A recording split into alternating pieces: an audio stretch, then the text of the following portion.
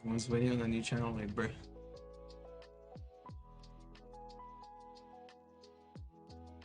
Okay, now we should be live, no? Yes. So sorry about that, guys. I actually started the podcast on my personal Twitch because I've never had to manage two channels at once. So that was my bad. Sorry to have everyone waiting. Sorry to have everyone waiting up until now. So we're gonna do a little bit of a restart. It's our first episode, so we're gonna be a little bit prone to making mistakes and everything. So yeah, let me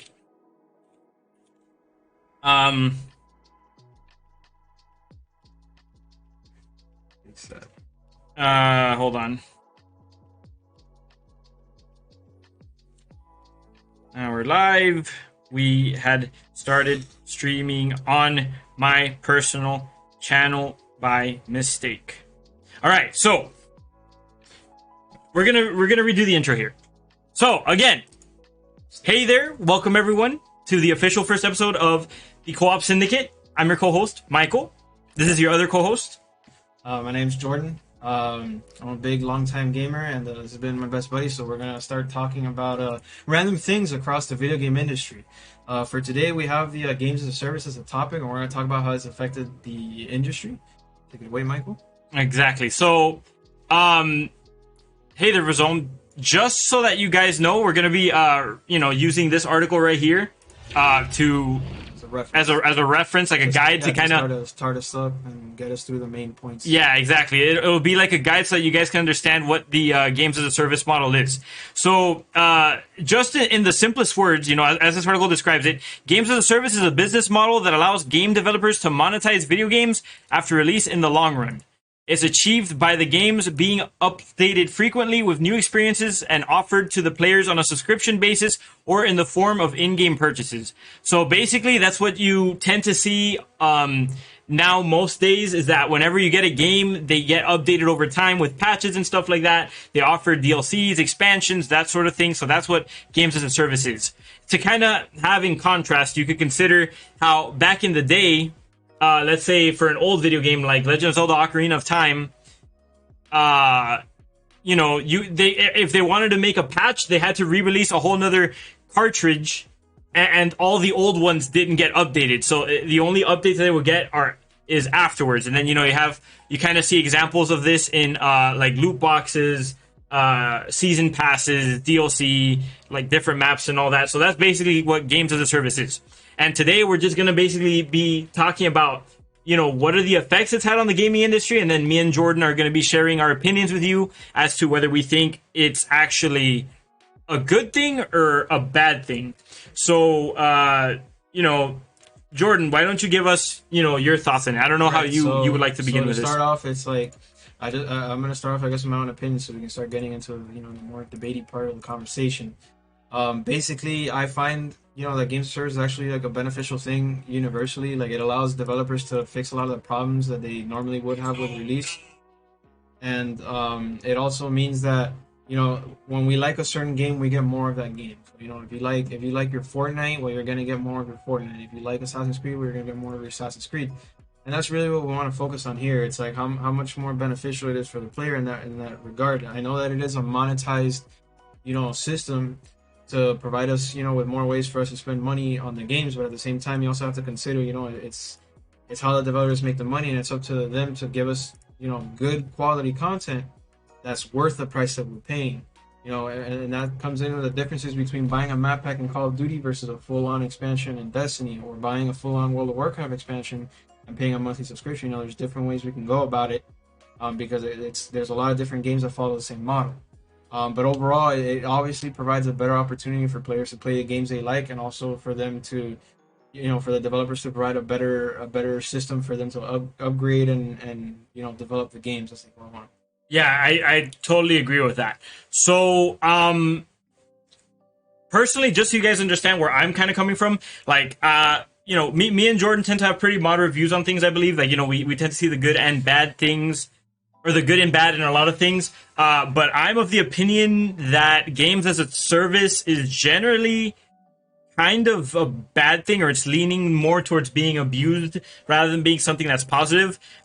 Simply because, you know, the fact that the internet and stuff has allowed us to have an infrastructure for video games where you're allowed to like update and patch things as you go along. I think that's a good thing because, you know, if you release a game that's very buggy, it lets you fix it as you go along. But I'm actually against, I'm not against that so much. I'm more against the actual games as a service model. Thanks, Rizom. Yeah, I appreciate the effort. I mean, it's our day one, so, you know, we're going to have a lot of hiccups here and there. But we appreciate the comment, man. Yeah, exactly. We're gonna have hiccups here and there, especially you know, being in our first episode or stuff. But you know, we appreciate the thought on that as well. Continue. Sorry to cut you off. No, it's fine. So where I was going with that was that I'm actually more against the games as a service model, not necessarily the online infrastructure that's come with it, where basically games are finding all these additional ways to monetize their games, and in my opinion, it's in a way where it doesn't really truly offer something valuable to the player, or if some people find it valuable, I think that it's not in their best interest, even if maybe they've convinced themselves that it might be, or in other words, that they might be selling themselves short. You think the zoom on Jordan's too much? Thank you, I appreciate you, Crisp. Let's go ahead and put you right about there, I think. Yeah. So before we had that further back. I'm trying my best here, but we gotta work with what we got. We gotta work with what we got, you know. I can't sit any further away either. Due to, you know, the mic being centered. No, but, that's hopefully one day when we get more equipment, we can do a better job. Is that better? Sit straight, by the way. There you go. I think that'll help you. My long. Thank you, guys. It's our first episode, so perfect. He's like, nice. All right, guys. So I gotta show off the merch. You know, Los Santos GTA fan. Show off our merch, man. By the way, guys, merch store's already set up, just so that everyone knows. We already got merch. If you're interested, my sweater's coming in soon, guys. My sweater's coming in soon. I know. It's our first episode, but we gotta try and get that bag right. So don't mind if I just plug it in. Come on, guys. But we'll get our own merch and start repping it on stream right now. But for right now, all we got is video game stuff. I got Overwatch. He's got GTA Los Santos. So whatever it is, what it is. I gotta show off my shirt too, man. I only have 2 modes shirt, you know. Right now I'm up here, but I'm gonna be over here by. Get that gut out of the way, bro. People want to see. People want to see us talking about things. Should get mugs. Yeah, that's what we're gonna do. We're gonna order our mugs, and I'm thinking of getting a shirt. I don't think I'm gonna do a hoodie because it gets kind of hot in here. So, how's everything sounding, guys? By the way, is the audio okay? Are we looking all right? You know, et cetera, et cetera. Yeah, I want to make sure that I'm sounding pretty good. You know, like I said, it's my first time on air type of deal, so I'm practicing. You know, doing a better. Projection of my voice and all that stuff. Audio's good? Yeah, thank you, Chris. This is my second channel, yes, for Zone. So this is going to be, I mean, it's not mine, it's a joint thing. So yeah. All the proceeds that come from the Patreon merch, et cetera, is going to go to bettering the podcast, but it's going to be split between me and him. This is not my own thing, it's a joint venture. So let's get back to the topic at hand here. By the way, what do you guys think about games as a service? Like, let us know in the chat when this is going to go on YouTube afterwards. Let us know in the comments down below. Maybe send us in an email at Co-OpSyndicate podcast at gmail.com if you're going to be listening on Spotify or Apple Music. Mm-hmm. Like, what are your personal opinions about the games as a service model? Like I said, I think it's been more damaging than good. I think people are, kind of abusing it. You need to sit upright. Okay. I'm trying my best. Yeah, no, maintain it. It's good. It's good for you, anyways. Good posture. If I could sit forward and have the chair. There you go. A little bit more. Have the chair. Good posture is only gonna help. So. All right, there. Much better. Yeah. You know what would help? Maybe lowering this. Can you get the battery out of there? And then, hold on. Sorry, guys. First time here. Technical issues. No, bro. Just there. Stop. Sure. Stop. Yeah, and then moving it back. And then kind of lower this a tiny smidge. There you go. Hey there, Black Withered Rose. Don't know if this is an isolated problem, but whenever I'm viewing the stream full screen, this video freezes after 20 seconds. The audio is still going? Oh, that's probably going to be your internet connection versus like the bitrate that we have, because we since we're not officially, what's the word again? We're not. Yeah, we don't have encoding options due to the fact that we're like, this channel's brand new. but I can lower it because thankfully we're not playing video games, so it's not like we don't need a very high bit rate because we're not doing actiony stuff. So I could actually afford to lower this a little bit more. Hold on. Yeah. Let me lower it to about no. Yeah, he says it's fine on his end though. 2,000. Yeah, but you might be on Wi-Fi, Verzome. That might be why. I think 2,500 should work. Or that might be too low. Let's do 3,000. It works. Yeah, let's see. Let me see if this looks all right. Oh, how do you guys feel about the music in the background? We thought maybe a little bit of, nice, like, a little bit of, smooth music. Nothing too hardcore to kind of fill in the background, help us out a little bit, and also give you guys a bit more of a special episode. That's a you thing, Reels? Okay, so everyone... You can't hear it much? I could put it up a little bit more. Is that fine, or does it need a little bit more? Yeah, we're working all these kinks out, so we really appreciate you guys, helping us out as we move along. Yeah, since it's a podcast, we want the focus to definitely be our voice versus the music, but, it E what it E. I don't know. Exactly. Just let us know if that's all right. So, that kind of... More? Is that all right? I think it's good enough. You guys gotta let us know. Yeah, better. So, oh, by the way, I just because I know that since we thought we were live earlier when you guys were following us or whatever, I just want to go ahead and replay these real quick. Thank you, Verzome, for the follow. I really appreciate that. Thank you, Chris Red Mamba, for the follow. I really appreciate that. And thank you, O Rivero 1997 for the follow. We really appreciate that as well. Yeah, seriously, we appreciate it. Yeah, just get those alerts out of the way so that way you guys can see them. We always appreciate it. You're always going to be appreciated as number ones, the OGs. Exactly. So, we have our script here, and we're going to kind of use it for... to help us, have a little bit of a guideline with how we want to do this. And what I was saying earlier serves as kind of like the perfect segue into what it is that we're going to be talking about right now, which we're going to start off as the models that are presented in games like Destiny, Division, Anthem, Warframe, Marvel's Avengers, and Genshin Impact as well. So,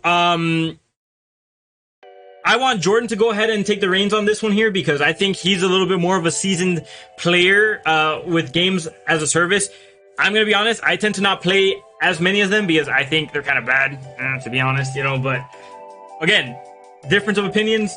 Jordan, why don't you take it away? All right, so one of the things that we want to look at is about what these games are technically about. So, you're gonna find that like Destiny, Division, Anthem, and even Marvel's Avengers, sadly, and Genshin Impact in the lowest possible form, they're all like games that are about being social. They're about like playing with friends, meeting people, and then you guys make up the stories as you go. It's like playing the multiplayer portion of a Call of Duty game with your friend and making your own stories, but like along the entire game. You don't get a full single player experience as you would. So that's probably one of the things or reasons why Michael might not hit off with those type of games as much.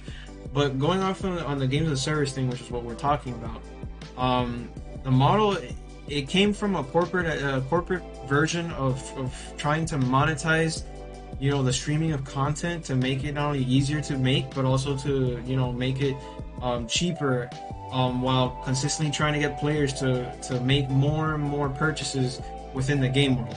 So you're gonna notice that even at the early times when we're talking about like Destiny and all these games that came out, when the first time anyone ever heard about games as service, we're gonna see games where we see how do I put it correctly? We're gonna see expansions, map packs, and then the evolution of cosmetics is gonna be the main thing now. Like you're paying for cosmetics, and then eventually we're gonna see, everything's free, but like cosmetics are gonna cost like 3 times as much. They're gonna cost you the full amount of an expansion. But let's slow down there because you're saying a couple of interesting things that I think I have a few fundamental disagreements with. So you were mentioning that I think what you were trying to say was something along the lines that games as a service basically are enabling developers to give additional content or to basically make games cheaper while also maximizing the amount of money that the game produces. Is that what you're saying? Yeah, so we're gonna see in also like I can draw on examples. Like for example, one of the biggest things that I like about games of service versus the more traditional production of gaming is that when you get a sequel or a games of service type game or a game that's constantly updated, it's usually a full sequel game. It's not just like an updated mechanic here and there, maybe like a sparklier version of like the graphics engine, and then it's technically the same game with a different level. We see that in the past with old games like Jedi Academy versus Jedi Knight, Jedi Outcast. Was it Jedi Outcast or was it just Jedi? Well, the first one that was exactly that, I think, used the same engine and everything as Jedi Knight, Jedi Academy, was Jedi Outcast. Yeah. So it's like what they did for Jedi Knight is that they improved the graphics a bit and they added a couple more mechanics, but it was essentially the same game with a new level design and a different story script. Basically changing a little bit of the of what it was to kind of make it feel like a sequel, but in reality, it could be technically an expansion that's just slightly larger to be a full-size game, which is what we see when we see Assassin's Creed Brotherhood, which is basically a sequel to Assassin's Creed 2, but it's basically an expansion. It feels like an expansion. You're just going to Rome, and it's just a one city, but it's expanded to a full game. So you're paying $60 for an expansion. I'm gonna have to jump in on that one. And I'm gonna have to disagree with you there. The biggest reason why I'm disagreeing with what you're saying here is because I think, okay, so like let's say if I was to draw out an example, right? You're kind of saying like when you mention cheaper content, I guess you're almost trying to say that it holds the same weight as a new game, like, right? Because you're comparing Assassin's Creed 2, which is a full game, to an expansion, like something you would see in Destiny, right? Right. How much does a Destiny expansion go through for? Like what? $40. $40? Yeah, it's usually 20% less than a full. Or 30%. So between Assassin's Creed 1, for example, right, and Assassin's Creed 2, you actually saw a massive jump, a massive change in quality for many different reasons. For example, the audio engineering was better, graphics improved as well, whole new map, a whole new narrative, by the way, and it was a long story mode. I don't know, I don't have it off the top of my head how many hours it was, but I think it was longer than Assassin's Creed 1, and I'm pretty sure it's longer than any story that would come with an expansion nowadays. So, to be fair, I think you could get away with justifying a $60 price tag on Assassin's Creed 2, but I personally don't feel that Destiny, let's say this last expansion came out, what was it? Beyond Light. Beyond Light, I don't feel comfortable paying $40 with Destiny 2 Beyond Light. Or maybe I would pay it, but I don't see it as like the best value for myself, because that's pretty much like darn near having like the price tag for a full game, you know what I'm saying? And you can argue whether you think it's a good value or not, but to say that it's basic, or that Assassin's Creed 2 is comparable to Destiny, where you beat the narrative part of Beyond Light, over here at my house you beat it like what, within 2-3 hours, I think It was 5 hours. In 5 hours, I don't think that's appropriate. Obviously, you have additional content like perhaps the raid, multiplayer, things of that nature. But those things came with full games back then too, and it came with additional things as well, like a fully fleshed out new narrative, new characters, perhaps different game modes depending. And it was all that for an additional $20. Whereas someone like me who didn't really enjoy the foundation of Destiny 2, I have a hard time paying an additional $40 for continuing to play on a foundation that I don't even find to be okay to begin with. So yeah, that's kind of where I land on the value aspect of it. I don't know if you want to add to that or not. That's the thing. I mean, I was just using Assassin's Creed as an example in the sense of like you made the point right there, which is what I was trying to say. From Assassin's Creed 1 to Assassin's Creed 2, they took a 2-year development plan to change the game and update it and make it something different, but then they annualized it from Assassin's Creed 2 to Brotherhood, then I believe it was Revelations, and throughout that year, like each year, the game was essentially the same thing. It's just a different map with a couple different mechanics and almost the same graphics. I mean, obviously Revelations looked a lot better than Brotherhood did, but they were essentially the same game from 2 to Revelations. It was all 3 games. It was considered like the Ezio trilogy, but it's all essentially the same thing with a couple of different mechanics here and there. And then the comparison with Destiny is a bit harsh too, because like I said, Destiny is more, or what I've mentioned to you before, which I'll mention to now. Destiny is more comparable to a Call of Duty experience than it is to, Assassin's Creed experience. Despite the fact that it has an open world hub type of deal, you're gonna see that You have to be at the center. That's why. yeah, you're gonna see that I'm moving around. I'm getting like impassioned, I guess. You're gonna see that the 5 hour experience that you would get. Back on this thing, I guess. On the battery. You put it on the battery so that way the desktop corner doesn't show. Oh, no, yeah. put the battery on there and then just tilt it down. Oh no, that's fine. That's fine. Yeah. Stay in the middle though. Make sure you stay in the middle because if not, the focus will go out of whack. So, when we compare, the best way to compare it is to Call of Duty. Right? Call of Duty, the biggest complaint I remember from when we were growing up is like after Modern Warfare 2, it basically felt like everything was a copy paste. You had your people that like Black Ops. You had your people that like Modern Warfare, and it was the ongoing battle whether Modern Warfare was better or not, whether Infinity War was the best or Treyarch. Eventually, Treyarch became the better company for a while. But the thing goes on again. It's like every year you felt like you're paying $60 for the exact same game to use slightly different, differently designed guns that all shoot pretty much the same. And then you'd either get zombies this year or you won't get zombies this year. And that was like the biggest issue. So Destiny would be more comparable to that type of experience where you're getting a 5 hour, campaign experience, and then you get the after modes, the after endgame modes, which in Destiny you have a full, more or less fleshed out like open world. You get little experiences, extra co-op missions that you would kind of like the co-op mode in Call of Duty, and then you have the Crucible, which is like the PvP, the team deathmatch, and all those game modes. Not all of them, but most. And then finally you have like the raids and all the extra content that you wouldn't normally see in a Call of Duty. So, but the thing that I'm trying to say is like they're both annualized. It's just that one you pay $40 and one you pay $60. See what I'm saying? Well, yeah. That's actually a good transition to the thing that we're going to talk about here because. As you can see, Jordan is fervently, he's saying that he believes like essentially that as long as it's done right, that Destiny can provide good, it provides a better value when it's when it has the games as a service structure because they continue to provide services for you as long as you're willing to pay for them at below a full game price. Obviously citing games like Call of Duty. With the additional zombies DLC and all that, which that's fine. But this conversation is actually a perfect segue to something that we want to talk about, which it's one of my biggest problems with the games as a service model that has arisen, where it basically I believe that games as a service is basically an incentive for developers to actually go ahead and start monetization schemes.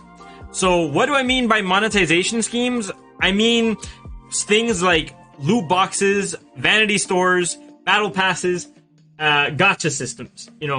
I find those things most of the time to be problematic. Now, obviously, there's different cases that we can go ahead and tackle, like in different games, such as the infamous Battlefront 2. There's Overwatch, Call of Duty World at War, or COD in general. These are multiple different cases that we can go ahead and talk about. So, loot boxes, right? This is a very interesting conversation. What do you think about loot boxes? I know they're abysmal. I agree with everyone there. They're the worst thing ever made. To fully make a game around loot boxes is a bad thing. Like looter shooters like Destiny are fine because you don't pay for the loot. You're just trying to find better equipment and get kind of like a surprise thing for your effort. And the developers obviously they had to. Thanks for the follow, Emerald. I appreciate you, buddy. Yeah, I appreciate it, man. Thank you for the follow.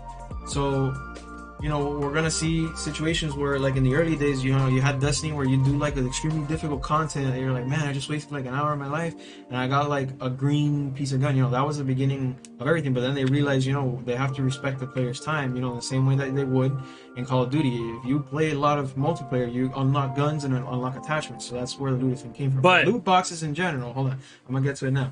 The bad thing about loot boxes is that they made the whole system around you paying to unlock a better weapon, or you paying to unlock a skin or whatever, to make you have a better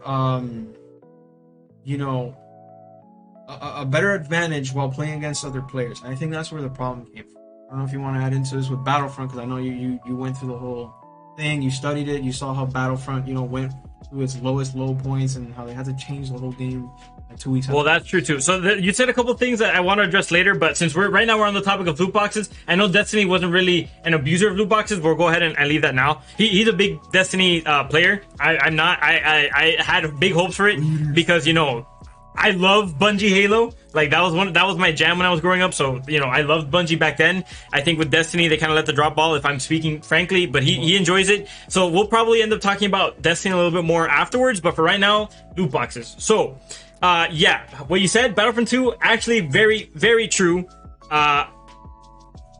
Additionally to Halo being one of the biggest games, like Bungie Halo being one of the biggest games that I used to play back in the day. I used to play Combat Evolved in my computer class in middle school. I owned Halo 2 on the Xbox. I played that for hours and hours and hours. I played Halo 3 on the Xbox 360, played that for hours and hours.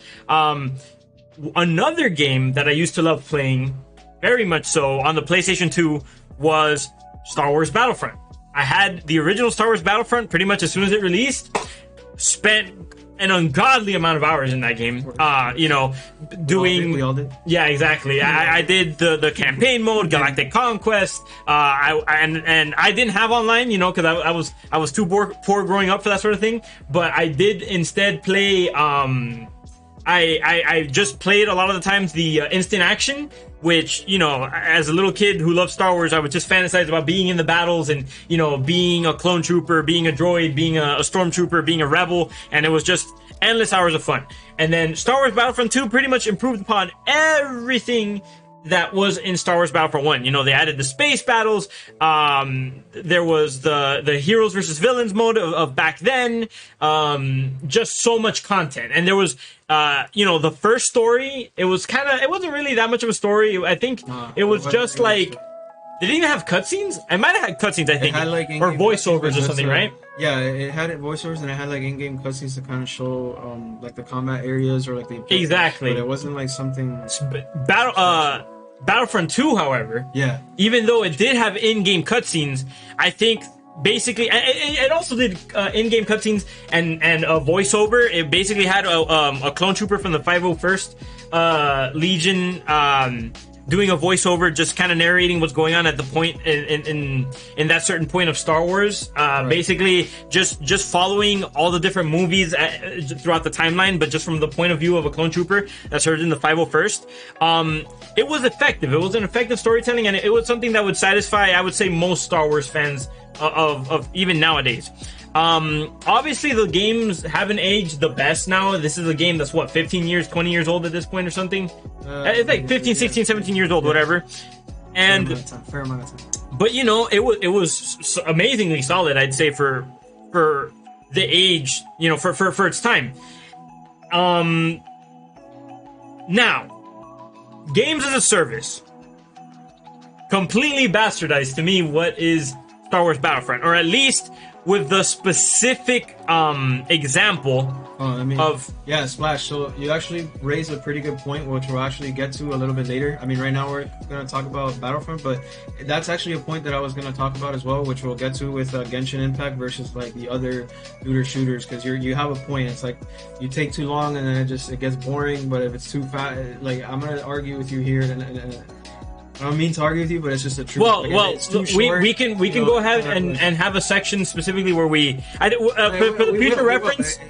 I think what we're gonna do, we're gonna have like a time where we take callers and stuff, so we can actually talk to you guys about your opinions on this stuff. But go ahead and leave what you want to say in the chat right now, so we can get to it later as well. But we will come back around to that. That's actually one of the points that we're gonna talk about. Yeah, and thank you, Emerald, by the way, for the compliment. I'm glad that you can listen to us while you're working on it as well. Yeah, I appreciate it. Well, okay, so that's I'm getting to that right now. So here's the thing.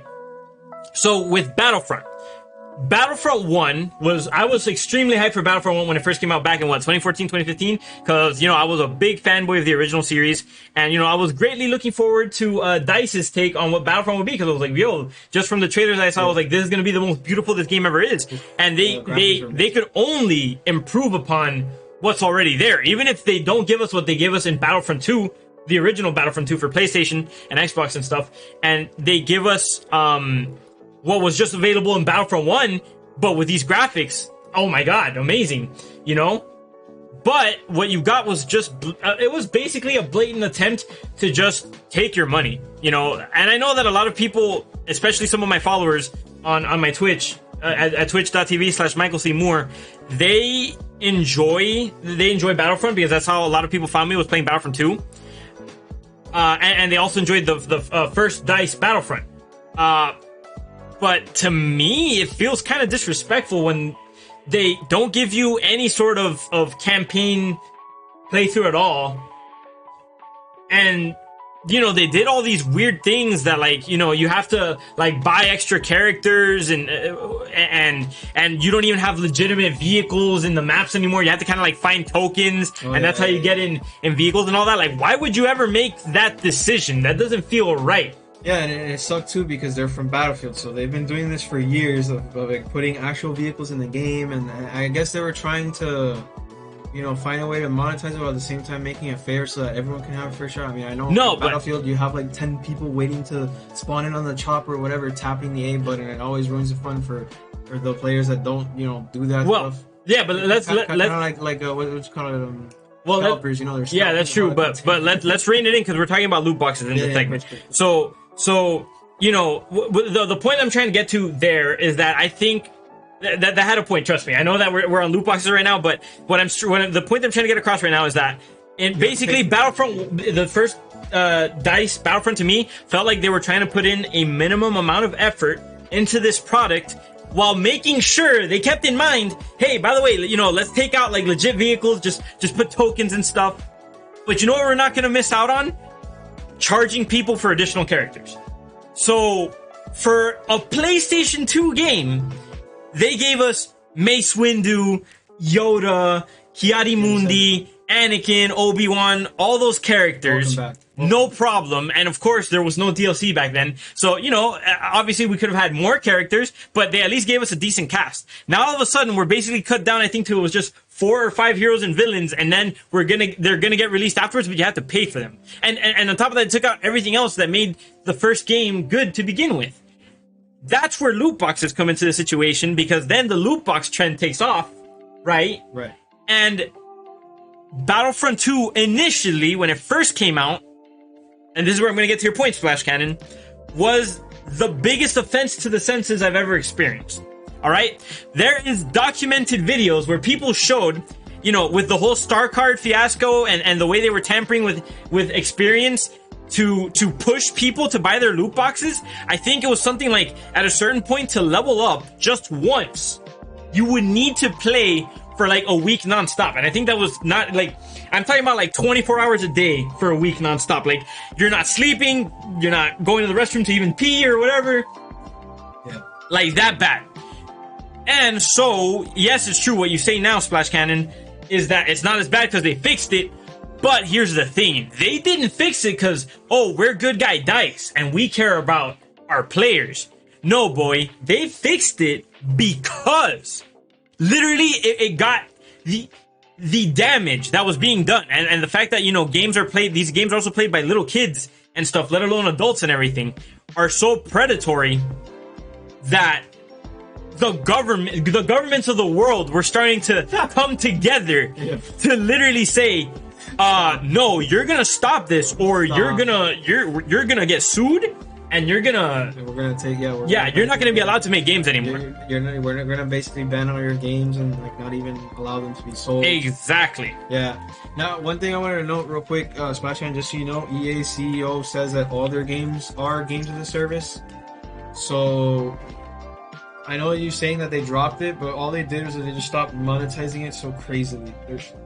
It's still there, it's just not as crazy. But according to the CEO, the creator, the owner of EA, says all their games are games as a service. Now, what that means is, like, just so we can kind of go back to the beginning here, because you might have missed the beginning. Like, games as a service is a combination of different things. It could be a live service model. It could be a live service model. It could be a loot box model, a gacha system model.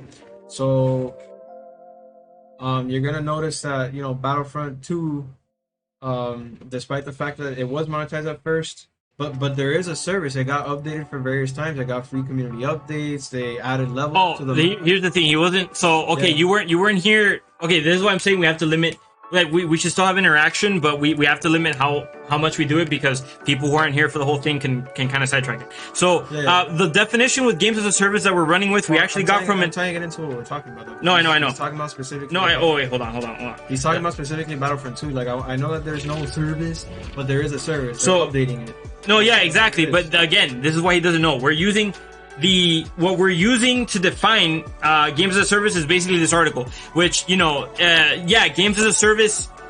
It may not be listed on EA's website or whatever now, but games as a service is basically like a monetization, like the monetization of video games by providing live services for it, which also includes patches and updates. And I believe in Battlefront's case, they got an update. I think it was like 5 months ago or something. Yeah, the last update was in the summer or something like that, and it was basically like Yeah. a bunch of things. So even if they don't monetize it, like games as a service focuses or it kind of has the insinuation of monetization behind it, but even patches and updates that aren't paid for are still would make it considered a games as a service model. Which is why it's called, the other term that people use, which is the other version, is live service, which is where the game is online and the developers are continuously updating, patching, balancing, fixing, that sort of stuff. So Battlefront still has it, and according to CEO, like I said, all their games are games of service, whether we want to admit it or not. He says it, and they're the creators, so they do whatever they want. Yeah. That's so, but getting back on track here, in a way, I guess I should be thankful to Battlefront 2 with how abhorrent its abuse of the loot box system was. Yeah, it was That finally, once the government cracked down on them and they basically lost all their money and they almost had the Star Wars license revoked because of how bad their abuse was by Disney. That Disney almost took EA's license, the Star Wars gaming license away from EA because of how bad the abuse was in this. Once that happened, all of a sudden you look at a game, no more loot boxes. Like I actually tried getting back into Overwatch. I think end of 2018, their loot boxes are pretty much like gone. You can't buy them anymore. You can only unlock them for EXP, like with your experience, just playing. That's how it should be in the first place. Exactly. It should be a cosmetic rewards. It's not supposed to be monetization or whatever. Correct. I completely agree with you on that. Unless you're letting us pay directly for what it is, like vanity stores would be like the next thing that we're gonna talk about, which is like what we see in Destiny, the Division, all that, and where we can directly go and choose what we want. It's like if I want to drop $10 on a costume, I can because I want that, and that's how I support my developer. I'm not forced to buy a lot of games. To get to how can I put it? I'm not supposed to spend a lot of money to play your game. I already bought your game. Unless your game is free to play, that's a whole different story. Okay, fine, it's understandable because the game is free. But if I'm already paying for a full game, you need to provide a full game that can then have additional mechanics and features that could have that. But the vanity store thing is, I think, the better option, which is what a lot of other developers are trying to do. Of course, again, it's about how much effort they put in. Going back to just real quick, just to go back on a thing, you were saying like Battlefront was less than the Battlefront that we got in the PS2 days. We got to consider it like from an EA standpoint, like a business standpoint, and this is the problem with branding. And we can go off on other things, but the point is, DICE makes Battlefield, and they make Battlefield. Battlefield is a pretty massive game, and it's hard to program, and honestly, it comes out pretty glitchy a lot of times, so they have to put a lot of effort in there. So for them to do that, plus work on Battlefront aside, in a 2-year turnaround time, they essentially made a smaller game, hoping that they can monetize off the license. We showed them that's not the way. Sure, they made their money, this and that, but the support wasn't there afterwards, which is what they wanted. They wanted us to keep supporting the game afterwards. But when we showed that we weren't going to, it proved the case that, they can't just release a crappy game. So obviously they tried better. They did that, and then the whole government thing that Michael just explained, ended up changing the whole development cycle for them. But I just wanted to point that out. Remember, they make 2 games at the same time, and they're obviously going to prioritize the game that they actually, make more money off of. They just felt that they could sell it with the Star Wars license, and we just showed them that that's not the case. So now they're going to put their effort on both things. That's why we haven't seen a new Battlefield. I think the last game we got was Battlefield 5 last year, and they haven't done anything this year. We were supposed to get Battlefront 3 this year, according to, the release cycles, but we didn't. They're going to take extra time, probably make it for next gen, improve the engine, do better things. So But to tie it into the main topic at hand, right? Yeah. Because we're saying a lot of things, and we got to make sure we're kind of organized with it. I'm using this as a point as to why I think games as a service overall is a bad thing, because you see what it leads to is that developers are starting to become more interested in making a profit rather than making a game. So there's two different approaches that you can basically have to it. It's either one, make a game that's so good that everyone will buy it and you make a profit that way, or just as in the example of Battlefront 1, Battlefront 2, you put minimal effort into it, and what you do instead is you put all these things to slow down people, slow down the rate you get experience, and put all the good characters as paid DLC and this and that, and then you try to force profits out that way, and ultimately it makes the games worse, and it comes at the cost of the consumer, the players. Look what happened immediately after they got punished for it. All of a sudden, they fixed the experience system. They took out the loot boxes. Look at me over there, please. So it looks like you're looking at me, because when you look at me directly, it looks like you're looking okay, that's fine. So yeah, we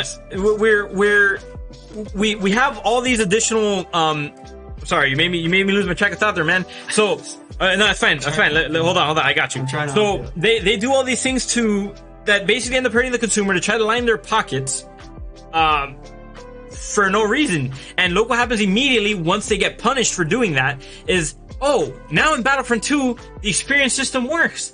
There's no more loot boxes. And you have like 20 free DLC that's released afterwards, and things that everyone wants. They put Republic Commando in there. They put, General Grievous, Dooku, Anakin, da da da da da da.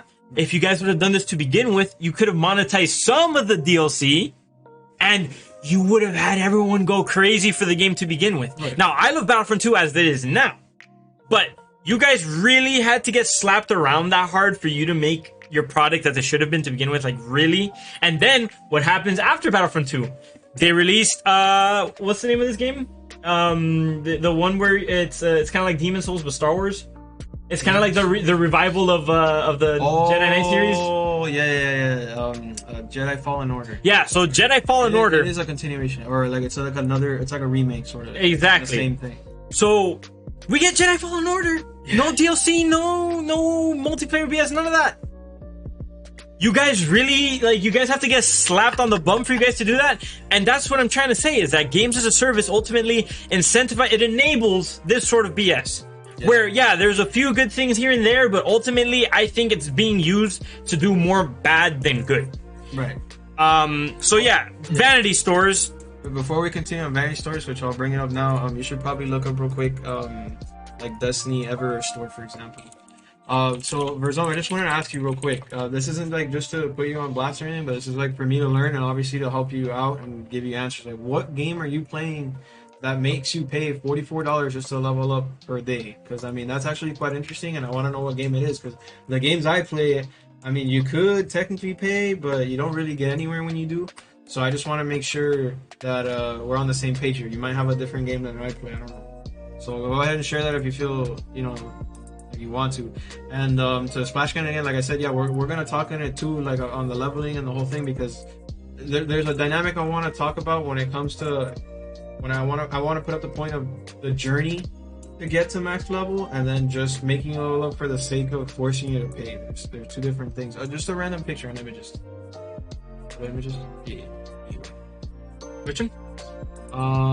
Eververse. Like Destiny 2 Eververse.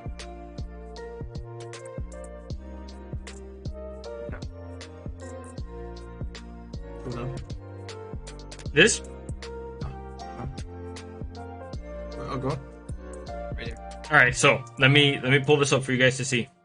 So right now we're looking at we're looking at the Destiny 2 Eververse store here. Eververse store right here. So you're gonna have to go down a bit to find the picture, because I think you went to the floor. Oh, okay. You should have right clicked them. Yeah, that's fine. We'll practice. Yeah. View image? View image where? All right. There you go. Zoom in. So Okay. So it looks a little bad, but it's the best picture we can find on short notice. So this is what I wanted to say on the Vanity Store thing that we were talking about, or that we're gonna get into now. Basically, you can see here that you have the silver, and you have to have the premium currency to buy the costumes directly. So these things can often be like a new cosmetic finisher, style finisher, a new skin for your weapon, a new armor set, that sort of stuff, or maybe a new emote to kind of customize the way you are in a social game. Like, so what they're monetizing is the social aspect of the game, but they're still letting you play the actual game. Even if you pay for the expansion, you pay one time and you can play the whole content without any blockage, which is why I think this model is actually better, because it still provides an avenue. It's kind of like you're donating to your favorite Twitch subscriber, but you're donating to the developers. Like, hey, you know what? I liked your game and I want to look kind of cool, so I appreciate this costume. I'm going to buy that, and that's going to be my thing. People can still consider this to be like a super hardcore monetization scheme, but it's really not. It's, you do it because you want to. I have friends that have gotten upset because they can't get enough of. There's actually a free currency, which I'm going to talk about now. It's called the Bright Dust. They're upset because you have to grind up, like, I don't know, God knows how many weeks to get only like 3 items in the store. It's like, yeah, because you're supposed to get what you like. It's not about getting everything.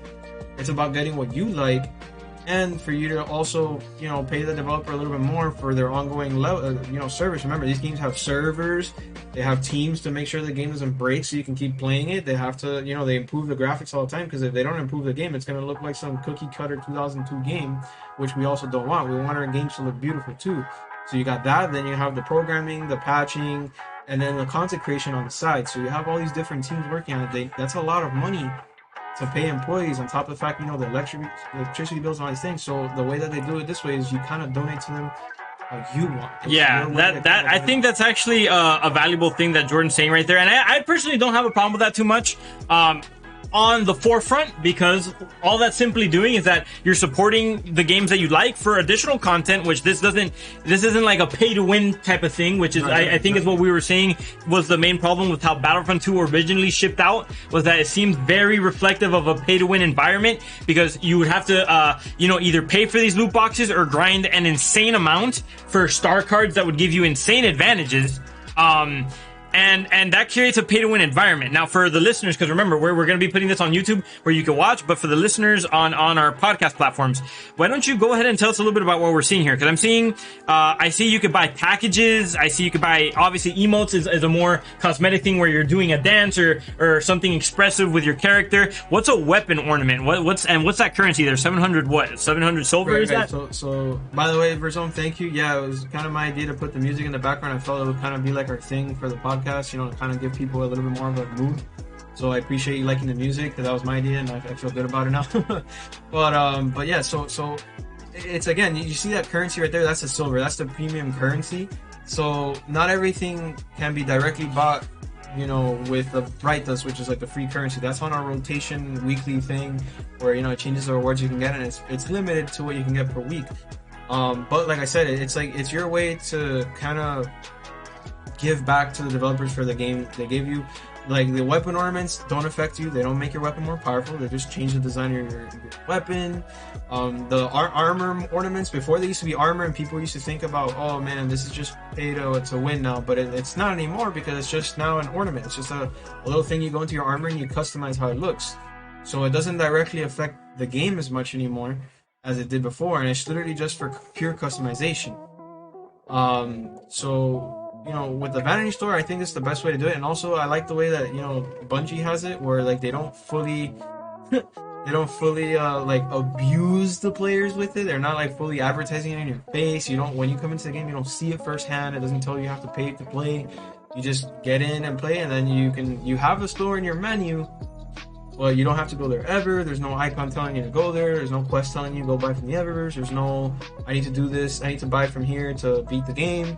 It's literally just for you to make yourself look cooler. So this would be the best way, in my opinion, to do it. I don't know if you'll have any other inputs. Well, yes. Because before we move on from the topic of loot boxes and stuff, because we are covering vanity stores and stuff like that, I noticed here you also noted gacha systems, which I was gonna bring up. I think Verzone was actually talking about that. Verzome, so in the chat, you just let us know that you pay 44 USA dollars on leveling up per day. What game is that? Because something that's a game that's been very popular right now, and I think it's also important to talk about that. And I want to revisit the Vanity Store with you the Vanity Store topic with you later. But let's go ahead and talk about a little bit about Gacha. So and also additional. Fortnite? Oh yeah. That's tough right there. Yeah, in my opinion, games as a service is a double-edged sword. It assumes there's money to be saved and made, keeping a game alive for longer, but it also assumes that people will sink their time into the game by drip feeding them pleasure spikes. Well, you see, that's another thing. Yeah, but okay. So you know what? Before we even move to games as a service, before we even move on to Gacha system, sorry, I actually wanted that's a good point he raises there, because I wanna bring up thing you said about the Vanity Store. I think that could be a healthy thing for games, and I would honestly be all for it. But in Destiny's case, even though it's been beneficial, you could also argue once you get past the tip of the iceberg that it could also be damaging. Right. Why? On the surface, there's nothing wrong with a player supporting a game via cosmetics or anything like that. That's fine. Obviously, you want the game to be developed additionally, whatever. You pay for cosmetics, and then the developer gets that money, and they're able to do additional things to the game for you. But when they know that, they can only focus on a few aspects here and there, and then make sure they implement like a Vanity Store, who's to say that they're no longer going to do the things they used to make their games better? So what do I mean by that? To bring up an example, Halo, Bungie Halo, right? Halo 1 Combat Evolved, they had no idea it was going to be good. It was one of the first games for a console that no one knew was going to be good either. It was a fresh contender, the Xbox, and Microsoft kind of went on a limb and brought these guys, Bungie, in, and they were like, you know what, we kind of have a cool idea for a game, Halo, right? And it ended up being this whole revolutionary thing that was like, there wasn't a game that had the fast-paced sort of like shooting, jumping, vehicle type of thing that Halo had, with aliens landing on a ring. All that was super crazy, but the narrative wasn't really all that together. Like, you were like, oh, this random guy, Master Chief, and you had your Marines and stuff like that, and you were kind of learning just via like experiencing it, but it wasn't really an expanded or an expansive or even really that immersive of a universe itself. It ended up being super successful just based off the gameplay, based off the few things they did here and there. The story was good, but it was because they showed and didn't tell. It was a good enough story to get away with just doing that. And it was something fresh, unique. The graphics were amazing for the time. Halo 2, they were like, yo, we need to like take this to the next level, Xbox Live. They did a 2-part story where now you're getting to know Master Chief better. You get to know Johnson better, who was more of a side character before, and now he's more of a central character. You learn that Keys had his daughter Miranda, who's now she got promoted and whatever, and Lord Hood, and you start getting to actually know all these characters. So they delve deeper into the narrative without doing the whole sorry to bring it up, the Destiny BS of, oh yeah, don't bother learning the story in the game, just go read it in a book off to the side. Like that'll be so much better, right? It's so much better. But the point that I'm trying to make is, then they go ahead and they actually they think, wow, what, it would be pretty interesting. What if we start telling the story from the point of view of the Covenant, the bad guys? You find out, okay, they have feelings and motivations and stuff too, and it makes it deeper. And then they create fresh new maps. They bring back old ones that were fan favorites.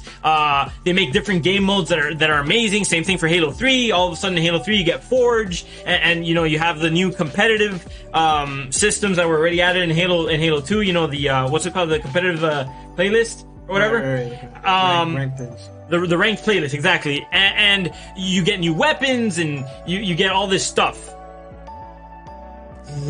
Even though a Vanity Store, let's say I would have supported a Vanity Store for Halo 3 or Halo 2, because what that would have meant is like you got everything that you already did, and then they could patch things that maybe people found problematic, such as the infamous Halo 2 campaign, right? A lot of people say it was too hard. I kind of liked it for what it was.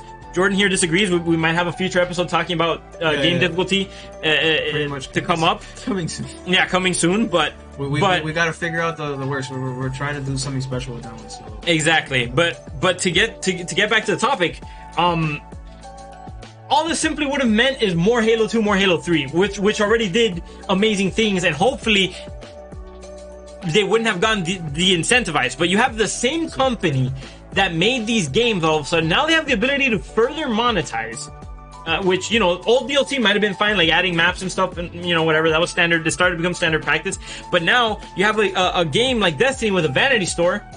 And, they made sure they had their vanity store up and running, but every single time you go ahead and try to find out anything about your story, I don't have time to explain. I don't even have time to explain why I don't have time to explain. So keep bringing back Destiny 1. Yeah. I get what you mean. You're just hurt. Exactly. And they do sneaky weird stuff just for the sake of trying to get you to play the game more or whatever. Like, you are gonna sink all the time in the world into this game if you loved what they did and if it was high quality. So if you just make a good game, people will support you financially, by all means. The same thing as if you're a good streamer, or if you're a good content creator, a good YouTuber, you make good content, and people will want to support you. Now, if you just sit here, right, and you're just like, nah, bro, you guys want to listen to the rest of this podcast? You gotta subscribe right now. Like, you're not getting any more content until you subscribe. No, you better tip me $5 right now or you get nothing. Then, no one's, like... Maybe a few people, if they have like masochistic personalities, might actually support you, but most people are gonna think, no, that's wrong. That's BS. So there's no outward evidence of. Well, no, that's not true. I think there is a bit of evidence to show that Destiny that even though Destiny offers less predatory versions of monetizations, there's still evidence that serves that they're no longer having the best interest for the players at heart over monetization, due to the simple fact that I believe I heard a rumor, or no, it wasn't even a rumor, it was pretty much confirmed, I think, that they posted a job search for a monetization director, and players got a hold of it and they released it and spread it throughout the community, and once that was found out, they pulled it off. Why would you pull it off if there's nothing to be ashamed about? Clearly their focus, games as a service, has allowed. When was that though? I'll let me see if I can pull up. Let me pull it up. I'll go ahead and take the conversation. Take the conversation over. I'm gonna pass it on to you. And I still trying to repeat. Yeah. Let me get the conversation over to you. But I just want to end for the loot box and monetization scheme part of this conversation. Oh, we still haven't gotten to Gacha and Battle Pass. But yeah, I guess continue. I know what you're talking about. Yeah. Well, all I'm basically trying to say is, even with the less predatory versions of games as a service, it's essentially it's becoming even stuff that doesn't look bad at the surface level. It's providing an incentive down below, beneath the skin, for companies to no longer have our best interest at heart and to just worry about making money hand over fist rather than providing us valuable content. Right. Jordan, go ahead and share your opinions on that and other things. Well, just to recap, because it's gonna go like, we're going to be going at 300 miles and jumping like 20 topics, so we'll fall off the topic and we'll never get back. So just to recap,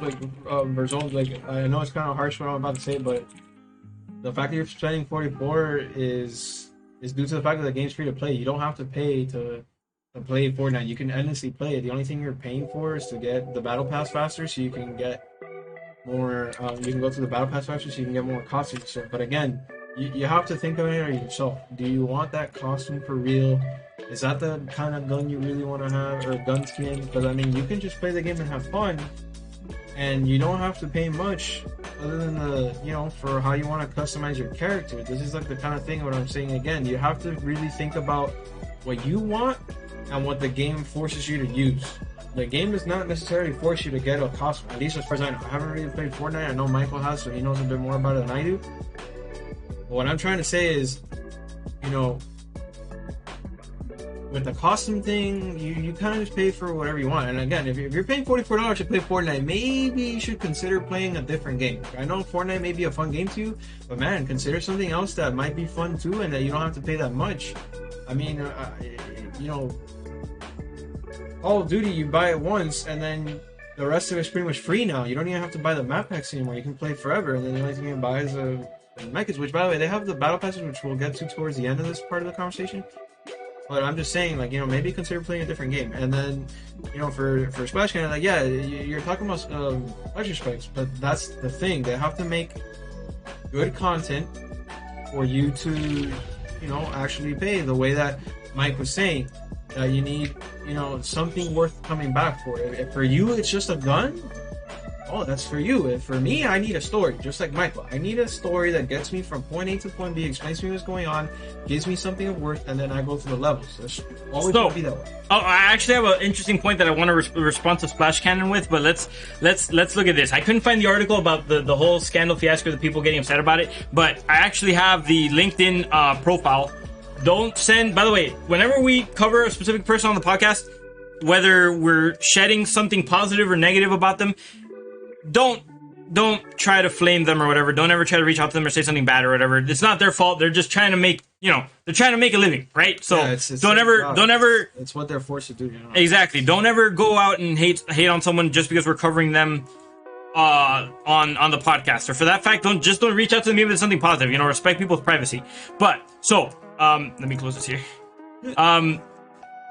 So Jamie Rich, business performance director at Bungie.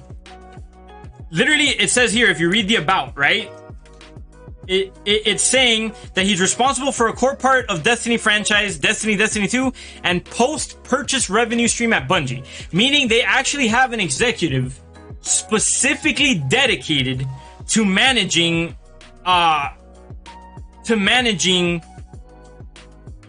the post the monetization, the continuous stream of content, how it's monetized, what business they can use. Exactly. So that right there shows you everything that's wrong. And this man right here worked on stuff like Bejeweled and all that, mobile games, which literally those are the type of games that like block you out from playing them unless you pay more money and stuff. Or you see an ad, right? Those are the ones where you have to watch an ad to play, right? Exactly. Which is still more money. Now, that's the point I'm trying to make, Splash Cannon. What you said is valid. Yeah, they're there to make money. But guess what game broke records with the amount of money it made? More than blockbuster movies back in the time, back in the day too. Halo 2. Made by the same people who made Destiny. Right. Set records with how much money it made without even as much as DLC, like for a paid map, much less a loot box or a vanity store. Why was it purchased? Why didn't it make that much money? Because they cared about their game, because they focused on the content of the game rather than monetization schemes. So it's like if I was to set up this podcast, but I didn't bring on a co-host, and I just sat here and stared at the roof all day. I was like, guys, I have merch. Can you buy merch? It's SE merchandise /co-opsyndicate.com. Can you buy my merch? But then I don't actually talk to you guys about anything or provide anything of value. Here, you literally have a company bringing on an executive just for scheming on how they're going to make more money from you, where I still don't know the lore of Destiny just from playing the campaigns.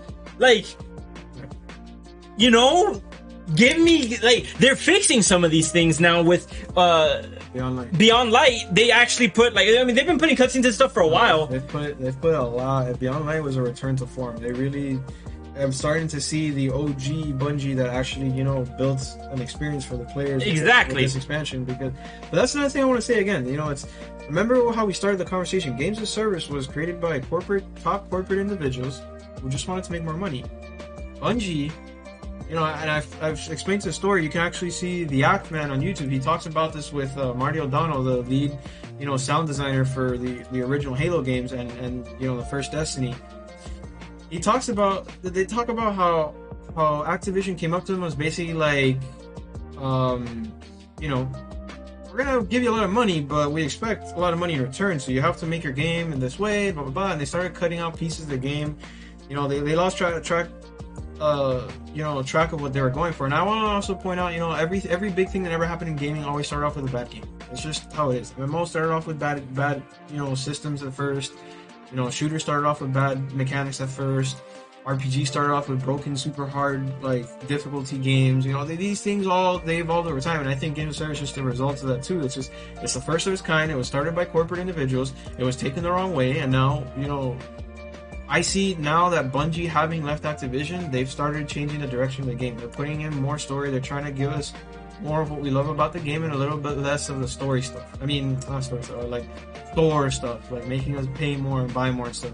And then they even separated everything. You don't have, before you had to buy all 3 expansions of Destiny just to play the game. Now it's free to play, and then you can buy into whatever you want. If you hate Beyond Light, you can wait till next year and buy the next expansion, and you're not forced to buy Beyond Light to play the new expansion. You just pay for what you want currently, and then you're done. You're not forced to buy all of it. So Splash Cannon says in the chat here, he says that some people don't care about story like you. From certain franchises, it's something that you want, but others I could care less as long as the gameplay is fun enough.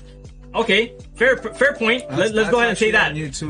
But even then, you could, for a lot of cases, you could say there's improvements to gameplay in Destiny, but I could go ahead and easily point out all the downgrades in Destiny compared to Halo.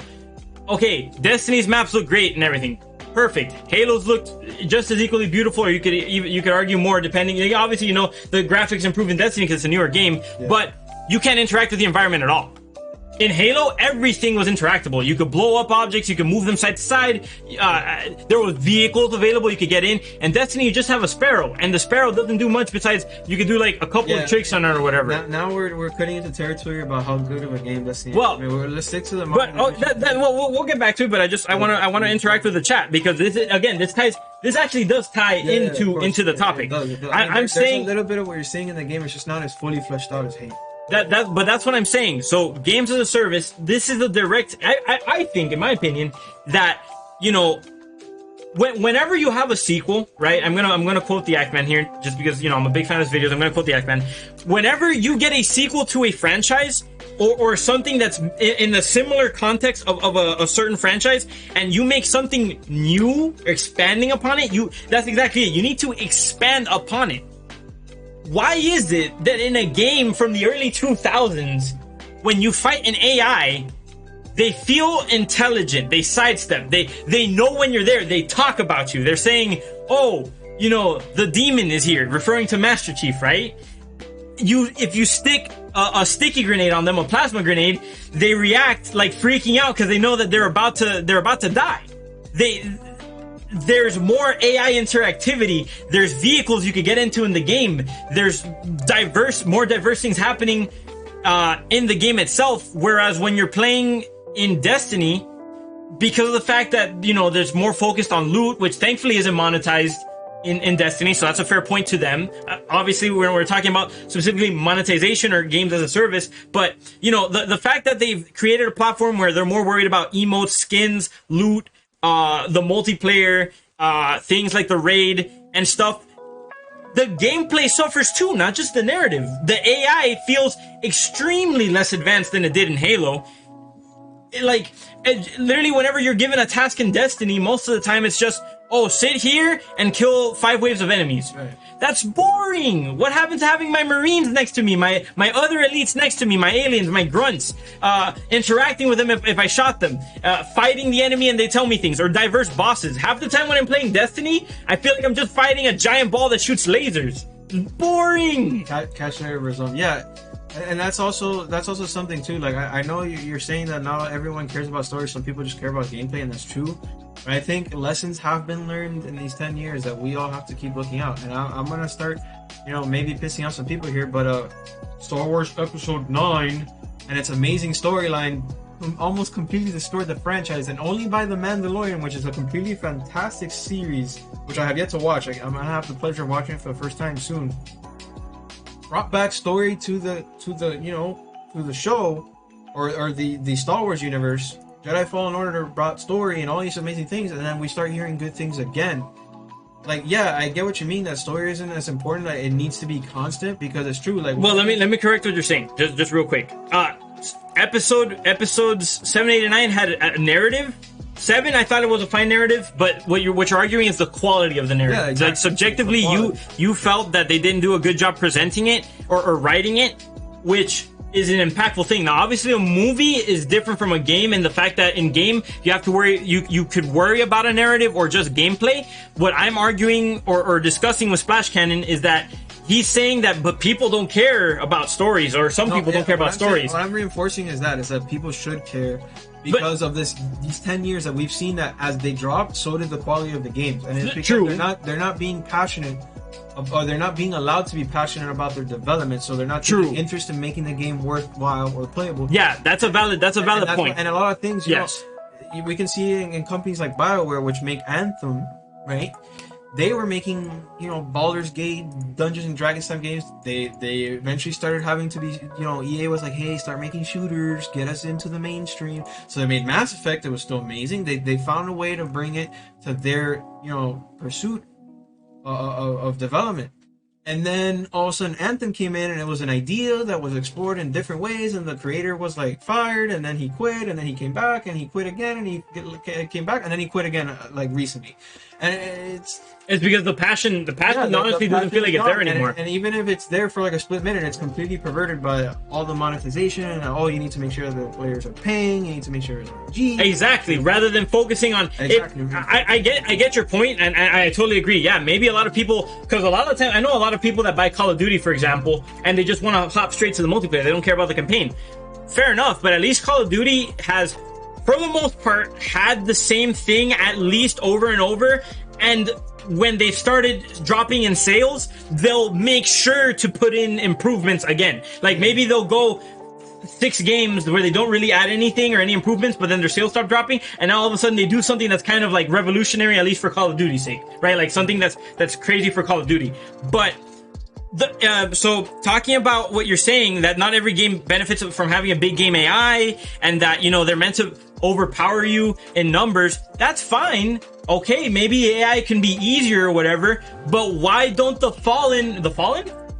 Yeah, why don't the Fallen talk? Or if they're not gonna talk because they have an alien language because of lore or whatever, why don't they react when you like kill them or shoot them, bro? They're like, they just like stagger and they just fall over. Like, oh, you go up and punch them and they just silently just you know, like Splash. Just so you know, we're not talking about that the AI needs to be intelligent. We're just talking about like how the immersion, the world reacts to what your actions are. Exactly. And a little comment on what you're saying. Like, I know you feel Destiny's supposed to be overpowering to you, but that again is how you play the game. Like when you play, you know, an MMO, it's more like a stat like type of game where you see like who has more damage or points or whatever. Like in Destiny, it's supposed to make you feel powerful. Once you start realizing how to use your supers, your power-ups, and all that stuff, the game, like, you can kill like hundreds of enemies, you know, in the blink of an eye. Like literally, the whole point is for you to go through the missions fast and grind and get more powerful weapons, so you yourself can become. That's a whole different conversation. We're not gonna even get into it. But the point is, you know, what he's trying to say, it's like there needs to be some form of care for the game. Now, you know, a game I want to point out is Marvel's Avengers, with Michael abhors. He hates it with a passion, because he feels like he got cheated out of his money, and I agree, he did get cheated out of his money. I did try to tell him to wait.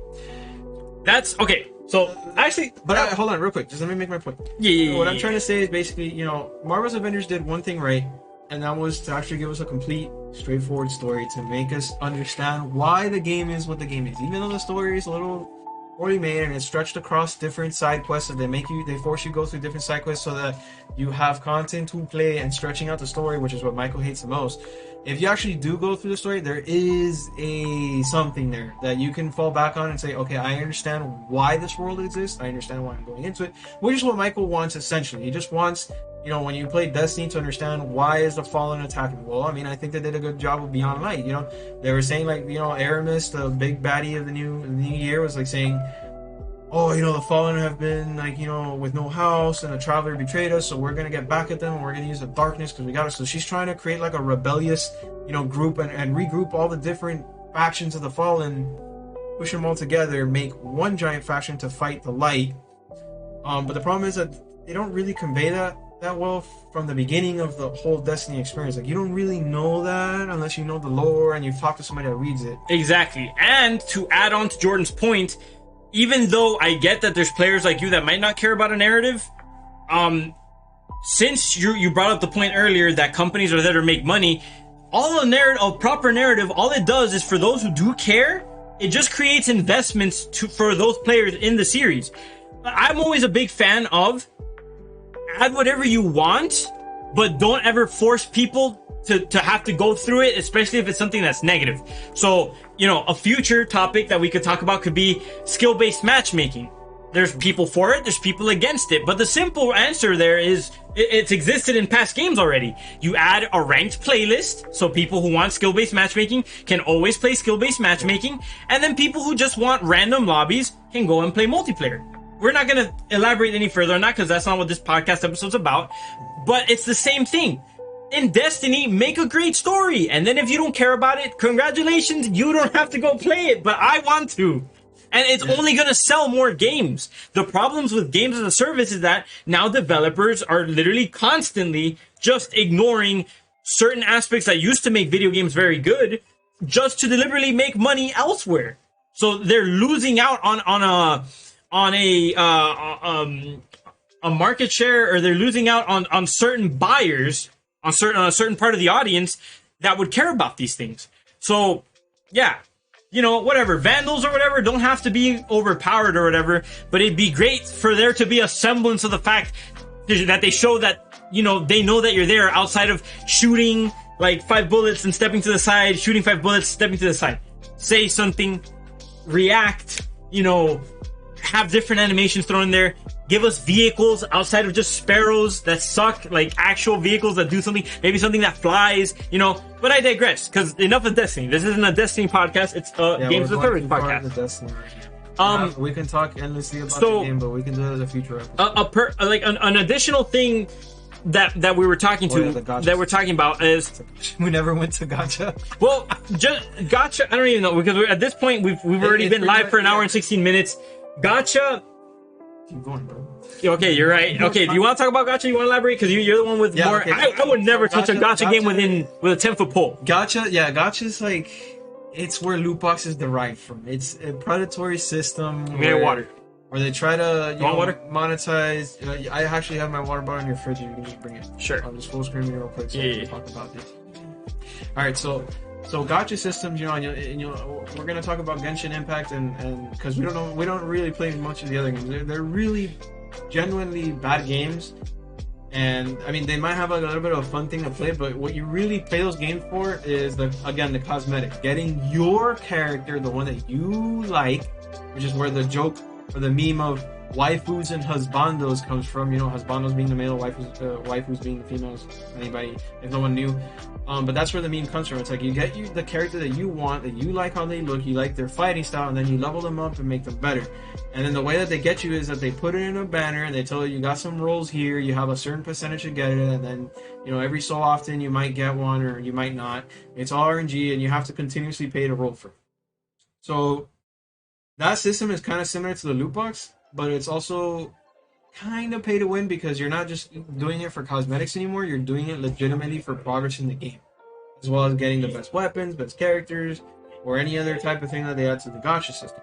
And then lastly, just to iterate on it as well, so we have it, is the battle passes, which is what I think is another great system has been added, that called GAAS Website, where they kind of allow you to get all the cosmetics for a $10 fee. You just have to kind of level up through it. Now I know what was being said before, where like I'm gonna show you gacha games right now. Give us a second. But I'm gonna say the battle pass just so we have it in mind. So the battle pass is like basically like a better way to do content stream, which is what they've been doing with Call of Duty lately, where the map packs are free now, and the only thing that changes is that you are basically paying $10 for a level up system, so you can go through and get cosmetics while you're playing the multiplayer. Destiny has this, but Destiny does it by giving you new activities. What other games have? Division has it, but it's like not important at all. Hilariously, and usually it's. Did you answer what a gacha game is? I told him we're gonna show him right now. Okay. You go ahead and talk. I'll go ahead. I'm just covering these 2 points so we can get out of here. Yeah. Let me pull up gacha game. Just put up Genshin Impact. Genshin Impact. Okay. Yeah. Genshin Impact, go. Continue talking. I got you. So and then put whale, because whaling is always fun. And then, you know, with the battle pass, I think it's the best way, like I was saying, just it provides DLC, new content, whatever, and it depends on what it is. And usually it's a free track that follows along a premium track. And if you pay the $10, you also get the premium track, which is what I think is what Fortnite has, or how it came from. Fortnite was the one that created it and everyone else took it. So in Destiny, for example, you have a line that gives you you know, cosmetics, Eververse stuff for free, and now it gives you bright dust, like extra bright dust, so you can buy things, right? And then you have your premium thing, which is a $10 pack, where you get extra rewards on top of that stuff with an exotic. And so let me actually, I actually found something I think that would be valuable. So a gacha game. This is how you spell gacha, by the way. It's not like gotcha. No, it's GACHA. Yeah, it is kind of like gotcha because they got all your money after abusing you. But no, a gacha game spelled GACHA they're video games that implement a gacha, which is like another name for a capsule toy vending machine. They implement slot machine, a gacha mechanic, which is similar to loot boxes, inducing players to spend in-game currency to receive a random virtual item. This is according to Wikipedia. Most of the games are free-to-play mobile games where the gacha serves as an incentive to spend real-world money. And just to answer your question, a perfect example of something like this is the game Genshin Impact, which I think has been the latest gacha game to, oh my lord, the latest gacha game to release and to take off. I want to point out too, just so you guys know, gacha was what started it all. This is the predatory gambling system, or the, you know, what started everything that became, you know, the mess that is loot boxes and the EA trying to grab from it. They studied the Chinese market, mostly, you know, this comes from Chinese, Japanese markets and Korean market, where they do this sort of stuff in their games.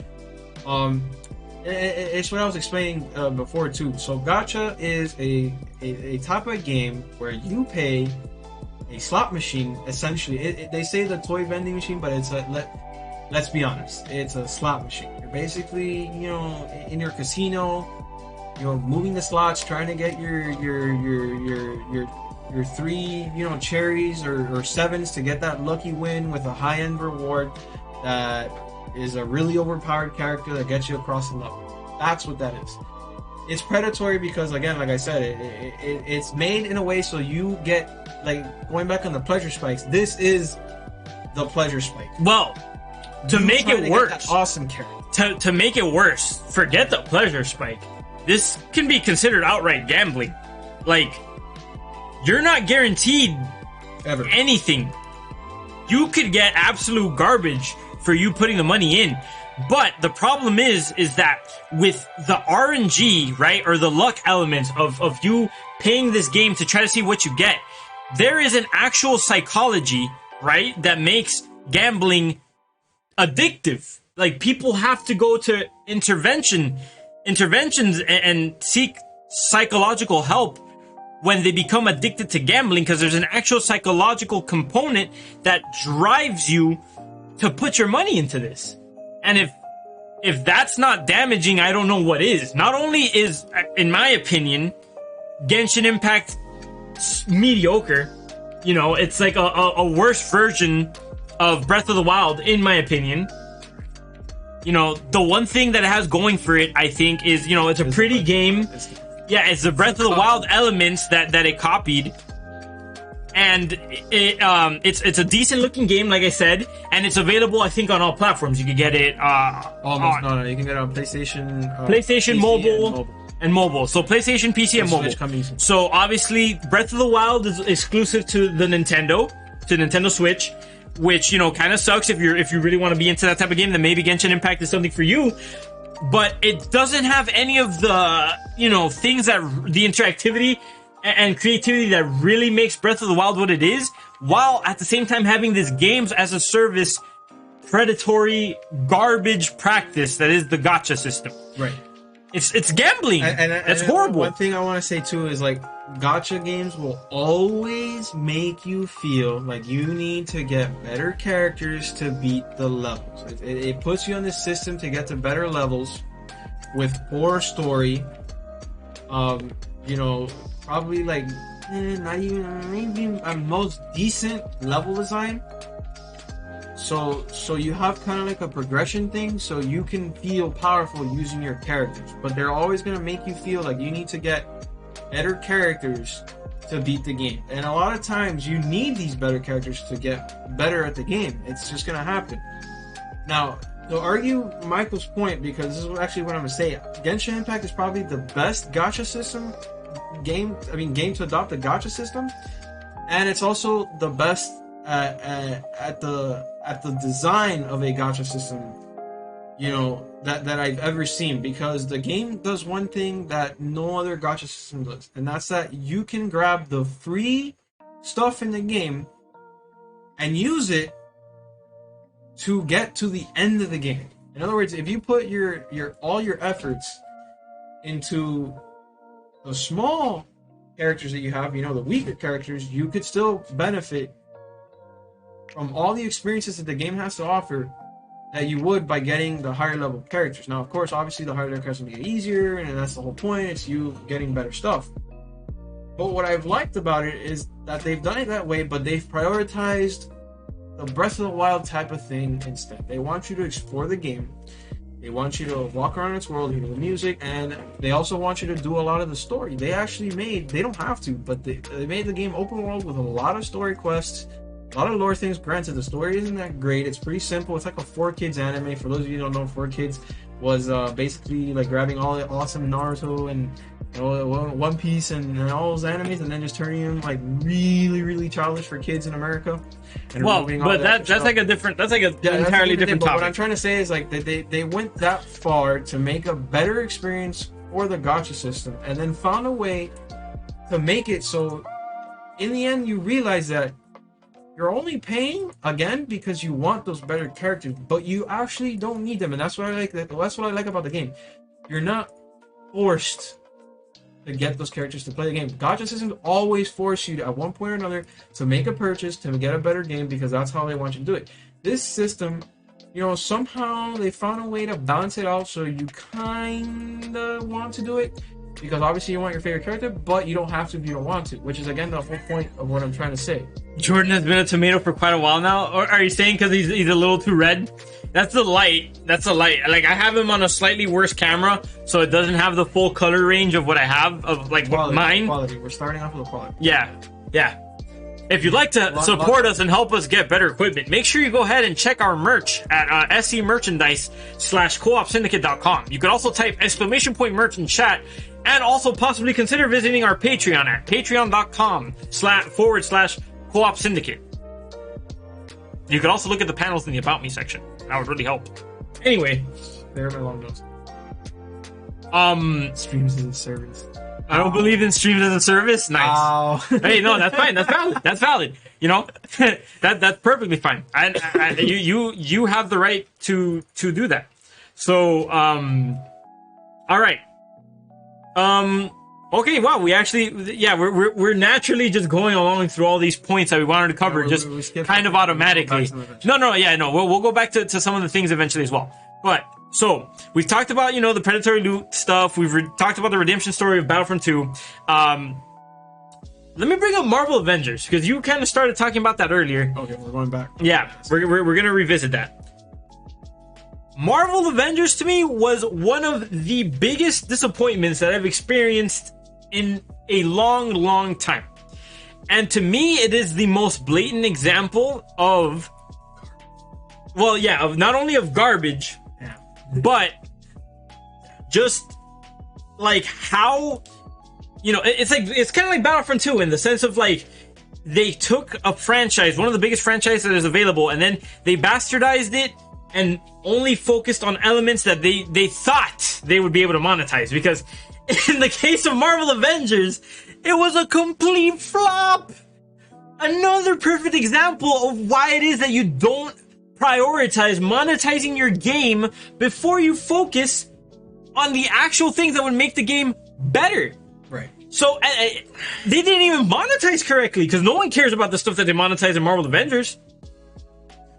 They didn't really monetize much, to be honest. They didn't get a chance to. Exactly. Before they even.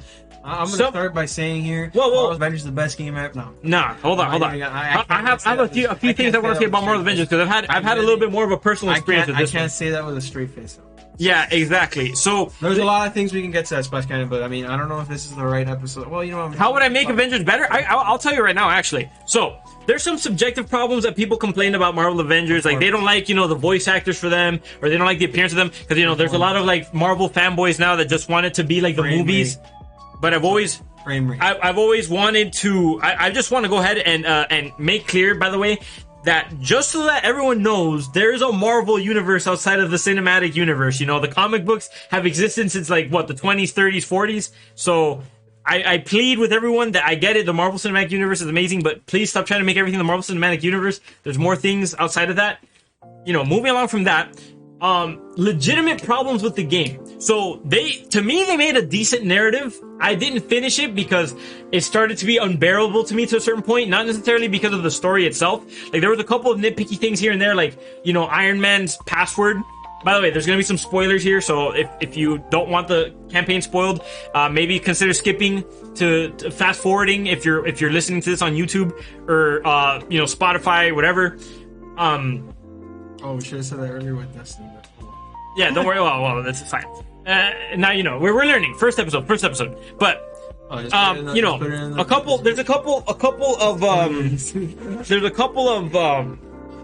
of nitpicks that you could have, like Kamala Khan discovering that Iron Man's password for his super secret mega server is "I am Iron Man." And whatever, you know, maybe some people argue that, you know, she's not like she's weirdly like too mature, you know, despite her thing supposed to be that she's a teenager or whatever.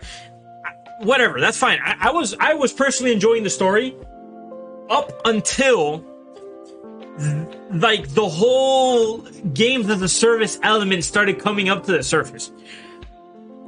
Back in the day, whenever you played a superhero game, you know, and one of the games that did it best, you know, Spider-Man has always been, usually Spider-Man games have always been fantastic for making you feel like a superhero. Same thing with the Batman Arkham series. Pretty amazing for the most part on actually making you feel like Batman, like a superhero. The first mission in Marvel Avengers is one where you get to play as all the different superheroes in a very high action, high octane environment where explosions are going on all around you, and you're flying in, and all the different superheroes are coming together, and you're playing with them, and there's smooth transitions between all of them. And you know, coincidentally, because it's the beginning of the game, everyone's a level 1 enemy. So you're coming in and you're Hulk and you're just killing dudes with a hit or two, and you're throwing people around. Everything is crazy. You're jumping around, and that felt amazing. That actually felt fun. It felt like the Avengers. You know, you had your first boss fight there against Taskmaster. That was fine, and you know, the story's progressing and it's good up until when you do the first mission of Marvel's Avengers. You have to start going to the war table, kind of being a little bit of a was it Destiny that was kind of like that? Or I'm thinking of something else. No, whatever. Well, you have to start then to access the story missions, going to a war table, right? Because the it does kind of like the hub, like the Destiny hub thing, where that's where you go to get your missions and everything. And that already started breaking a little bit of immersion. But you could just think of it as, oh no, when the Avengers are planning what to do next, kind of like in the Avengers movie. Okay, whatever, that's fine. So, but the first mission outside of what was shown at the demo pretty much already starts to have those classic games as a service tropes. Like, I chose Hulk. You know, you land in a frozen tundra and you think, okay, I'm gonna go kill bad guys, I'm gonna feel great. You hop around and there's these weird platforms placed everywhere. It was just bad map design. I don't know what kind of a tundra just has random, you know, floating. I was supposed to see that aim is there. And yeah, whatever. But the point is, the first objective for your game is that you sit at a place and hold it for 5 minutes for seemingly no reason. Right. Objective. And then you fight 5 waves of enemies or whatever. That was horrible. A lot of missions are like that.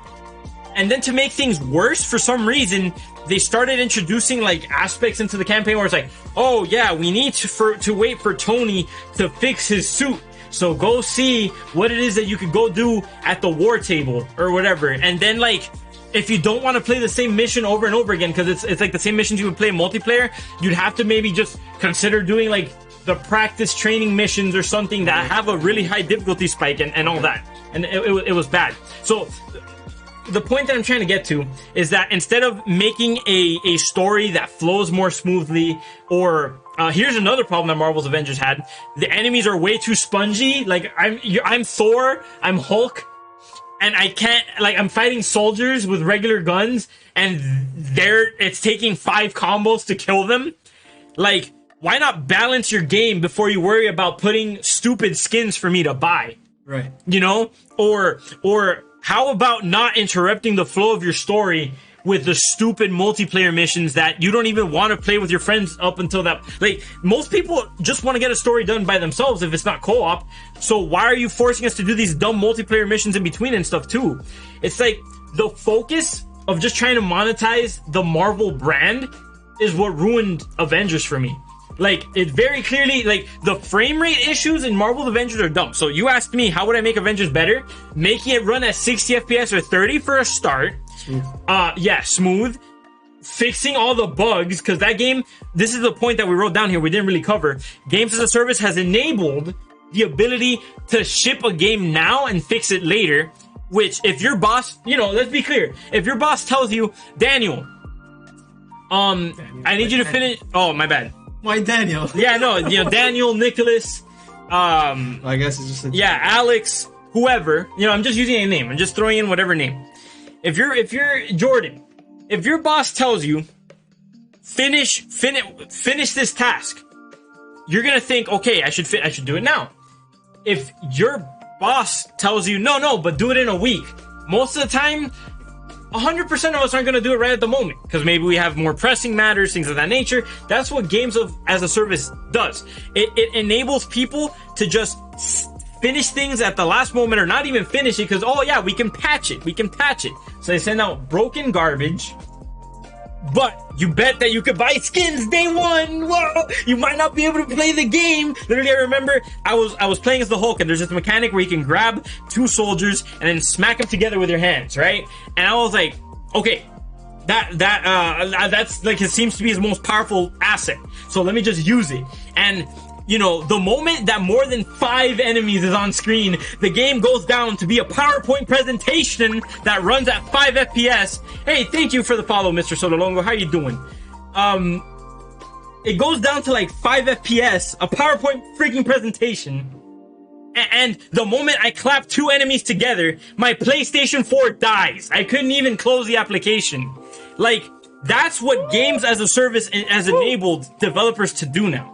I think it's great that developers can pull extra money to put into the game, especially when they treat it with love and respect.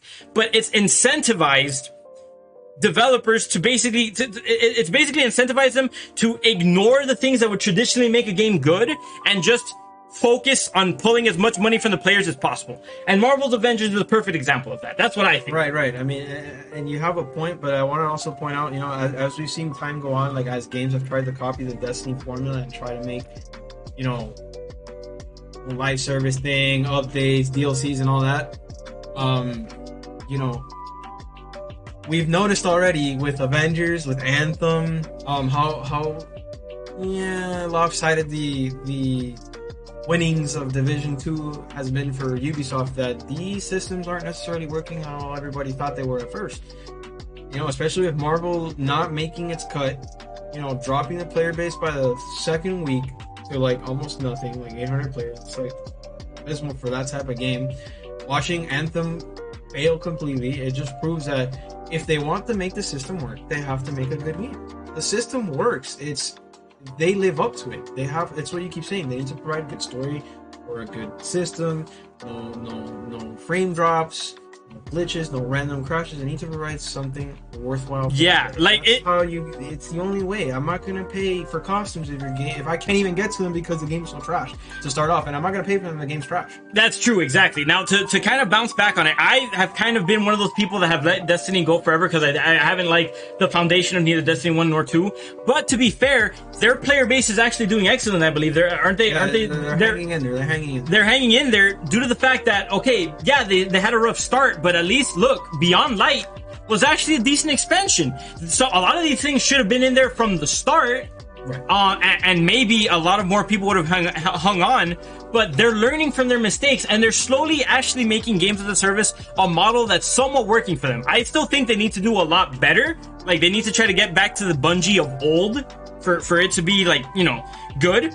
But Destiny is an example of games as a service that isn't as bad as Marvel Avengers. I think Marvel Avengers was a blatant cash grab, and it was just horrible. Just horrible. There's a bunch of excuses we can give, like, you know, the virus, maybe they didn't have enough time to patch. And virus patch, yeah, whatever. Yeah. But it's clear, even with all the things, like, unless they come out and give, like, a full, honest, like, list and saying we effed up, and like they say they're responsible, and I don't mean to trash on the developers, because I love the developers. They made Deus Ex, they made Tomb Raider, all, you know, amazing games that have been put on the side to make Marvel's Avengers, which is sad, because those games are great, and it's unfortunate that, you know, it's not seen, that those games aren't seen as great, because it goes back to what you're saying. Do people really care about story? They just care about gameplay, and that's how they get you. But it proves that we need to care about the value of these things, because if we lose out on what makes a good game good, you know, and maybe we're just being, you know, biased by saying stories what makes a game good, but it needs to have a proper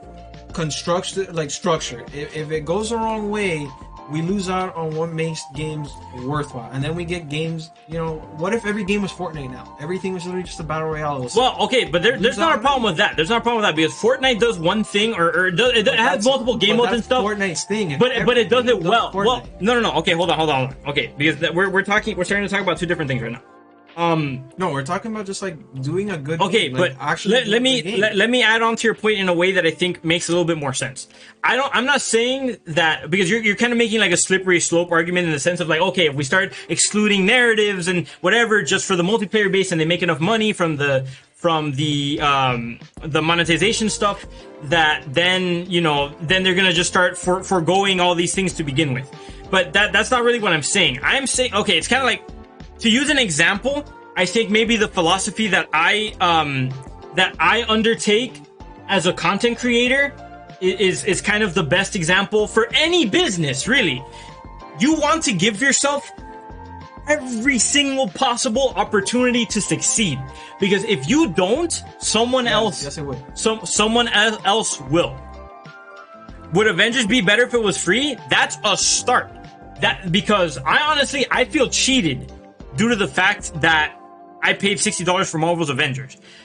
So that would at least fix the problem that I got cheated out of my money, but that would not make it an objectively better game. It does not fix the fact that they shipped their game out with horrible frame rate issues. It does not fix the fact that they constantly interrupt the story mode or the narrative by forcing you to do boring and repetitive multiplayer missions that have nothing to do with the story, pretty much, outside the fact that it says, oh yeah, you're gonna go attack an aim base. Like, yes, thank you, what amazing story. Like, let me actually go back to what I care about, the cutscenes with the heroes and Kamala and all these things. Don't force me to do the multiplayer missions in my story. I don't want to do that. Yeah, exactly. And it needs to be unrestricted. Exactly. And if you're gonna give me DLC, give me something I care about, for Christ's sakes. I don't want 5 different colors of Gangster Hulk suit. Give me, like, I don't know, give me more maps or additional story, or if you are gonna give me costumes, give me 1 or 2 different Hulk gangster suits, and, like, give me a bunch of other stuff and emotes. That's a supposed promise there, which we have to wait and see. You know what they're gonna do now. I mean, they're kind of where they have to turn the game around. Exactly, and fix the damn sponginess of some of the enemies. Like, make it a point of a superhero game. You know, outside of monetization and multiplayer and this and that, you want to feel like a superhero. How in the world do you feel like Hulk, or do you feel like Thor? Or even like anyone, really? Like, what? Think about it. If you're fighting a human soldier with a gun, why does it take 3 combos that take, like, an overall 20-30 seconds to land as, like, Hulk to kill a soldier? Or if you're shooting as Black Widow, it'll take, like, you have to empty your clips, like, twice or something to kill a dude with a gun. That shows to me that they didn't even actually put thought into how they programmed, like, the enemy AI's health or anything. Right. Yeah, and to go into your thing now, I'm gonna answer the question myself, because he answered the question. The last point he said, I think, is the most important part. It's how you play the game and how you feel when you're using your characters. One of the greatest things about Destiny, even now, is when you pop your super and you just go bananas, literally bananas, and you blow up the entire map. Like, especially with the new super that just released in Beyond Light. You literally can freeze enemies, blow them up, and then they'll release their own little frozen icicle thing that'll freeze nearby enemies that will then blow up themselves and do the same thing in a cycle. So you're literally destroying enemies left and right, and that's what Avengers is supposed to make you feel. It was supposed to make you feel like, if I'm Thor, I throw my hammer and I can kill 3 dudes by throwing one hammer that launches into all of them and then makes them fly to the moon for all I care. That's what Avengers is supposed to be about. When you use the Hulk, I completely agree. And you clap, you're supposed to create, the sound-breaking move that he does in the comics and blow up the entire area. Well, you know what? That's what it's supposed to be about. I'm actually gonna, you know what? Since we talked about it, yeah, we're not complaining about Sponge in the sense that it makes it too hard. Spongy enemies don't make it too hard. It just makes it a slog. It's like, let's make the game longer by making the enemy have more health. That's not. It's not whether it's hard or easy. It's not fun, because the only difference in between the sponge and not a sponge enemy is that in one sense I feel super awesome because I'm going like in the Avengers movies, quickly defeating enemies in front of me, versus having a sponge enemy that I'm literally taking 10 minutes to kill one guy as a supposed super behemoth Hulk that can bend steel, but yet a tiny robot or whatever automatically has more strength than me and can survive all my hits. Exactly. It's kind of like, I don't know if you've ever seen the One Punch Man anime, but imagine One Punch Man fights an enemy in Marvel's Avengers, and all of a sudden his attacks aren't one punch. He's literally like two-bit puncher guy or whatever. It's no longer one punch kill. It's like, oh wow, these enemies actually survive my hits, but it's not like they're doing anything to affect him. They can't kill him because he's still overpowered, but it takes more than one hit, and that's just boring. I mean, yeah, I guess you can consider it fun if you can fight back, but it's not fun when the enemies can't fight you back and you realize this, and it just becomes a boring experience, Look, just to drive the point further home, man. Look, this is a clip of when I was playing this game, right? This is how busted this game is. Let me just show you. They actually changed it, Splash Can, just so you know. Originally, the game was a lot more spongy than what it is, and I know Michael sometimes. That's because that's min-maxing his loot and all that stuff, but that's not the point. The point is they did make it enough people. Yeah, enough people complained where it was a serious problem, and I'm not the look. I always say the proof is in the pudding, right? If Marvel Avengers was an actual good game, their numbers would be like this. I think they've been one of the worst selling games as a service of all time. They're in danger. They're giving free promotions left and right because they know they're doing well. So they're doing horrible. The whole game was always going to be free after the $60 thing. So the whole free promotion thing is just... Well, but I'm just saying, they know they're in trouble. They know they didn't do a good job. And just look at this clip right here. Look, this is me playing as Hulk right here. Hold on, let me mute the music real quick. This is me playing as Hulk right here, right? And I'm in here. I'm swinging people around. Messing soldiers up. I added some sound effects. It's all fun, all good, right?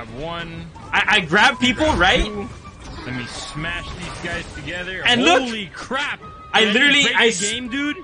Hello. That's still funny. You hear it? It's repetitive. It's just funny. That's still funny too. Bruh. Very funny. Bruh. That happened. I still laugh. So that's just that's just bad, yeah. No, no. I refuse to buy your paid DLC, and please give me a refund. Why is it? It's not paid DLC. That's what I'm saying. It's free. All of that has always been free since the beginning. I'm saying the skins and stuff. They made that. Okay, since we're talking about games as a service as a whole, right? Because that's the topic is games as a service as a whole. What do you mean by added that for streamers? Okay, continue what you're saying. So those glitches had despite the streaming. Can you imagine? Well, here's the thing though. Whenever that does make for content, yes. So that was a funny clip that I got out of it, which is beneficial to me, sure. But there's more content creators other than just streamers. There's game reviewers.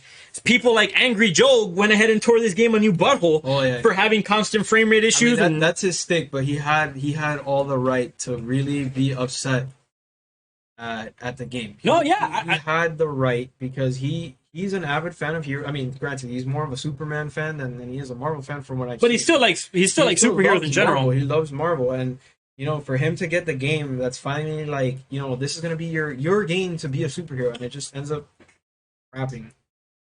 The basic point, all we're trying to say is that Look, not because get into we that have to one. tie it into a topic. We have to tie it into a topic. We can't get too loose.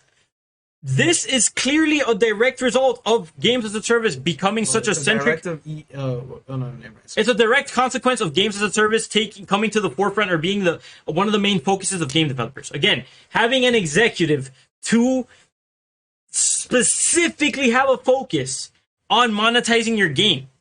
In the case of Bungie, it's a problem. It's a problem. You should be the way that you should be approaching it, in my opinion, is let's make the best game possible, right? You come up with an idea. Let's make this the best game that it could possibly be. And then once people get to love it, we monetize it via these means. We add skins. We add, I don't know, extra missions, maps, different game modes. That's fine. Extra characters if you want. I don't know, whatever. That's fine.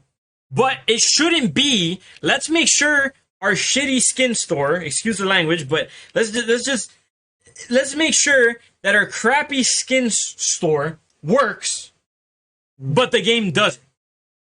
That's beyond ridiculous. It comes to the point where, fixing the store is more important than fixing the game. Exactly. The same thing happened. But then the game takes months to fix. Exactly. The same thing happened for Call of Duty World at War. I think or no, not World at War, World War II. Sorry, Call of Duty World War II for the first day or two or whatever. Literally, you couldn't play multiplayer, but the store was running. And it always puts you into the store first. You load into exactly, and that game forces you to stop by the store.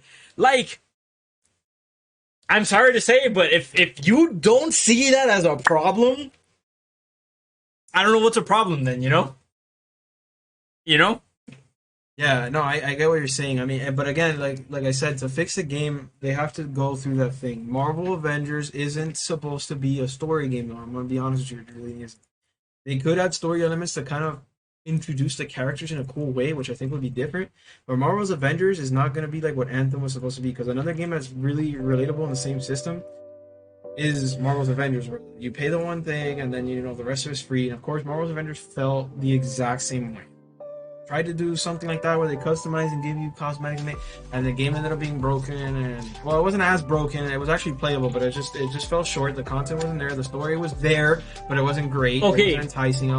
But to go back, Marvel's Avengers is technically more like Genshin Impact and Warframe.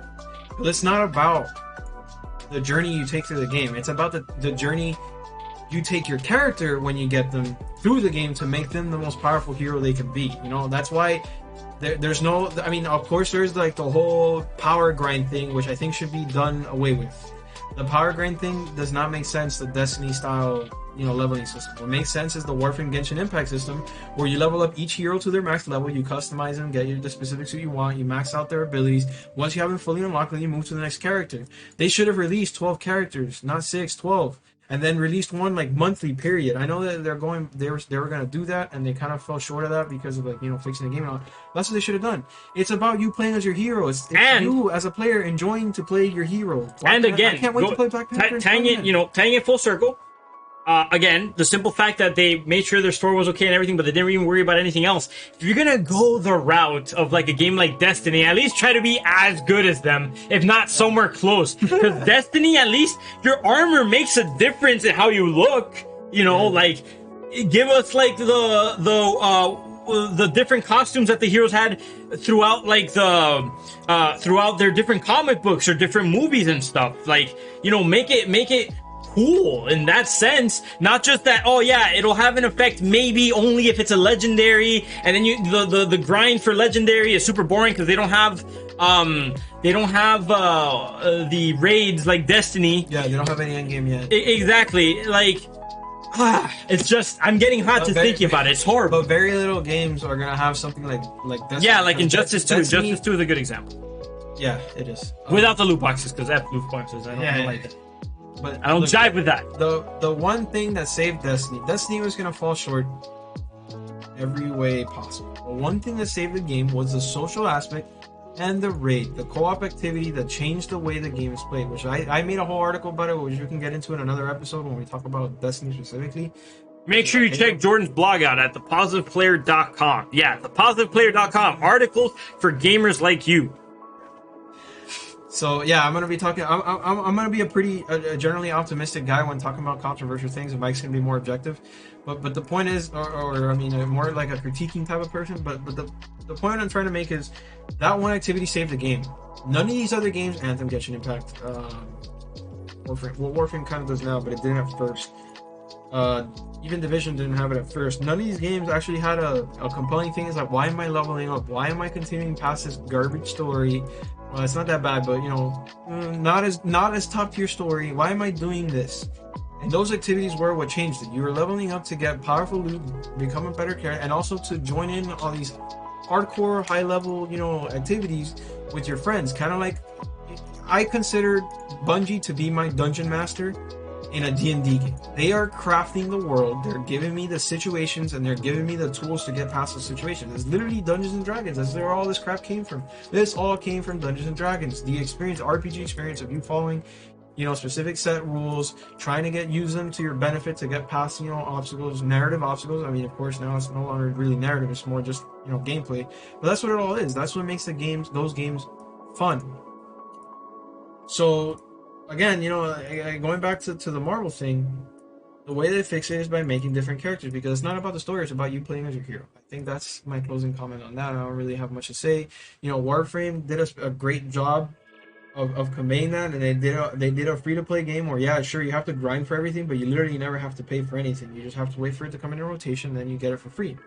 Go around, you grind, you get your stuff, and then you're done, you know? And I think, you know, there's a lot of bad traction that this system has brought. Now, I'm not saying it didn't. Like I said, this was all built by corporate for corporate. It wasn't made for the gamer, it was made for the corporate.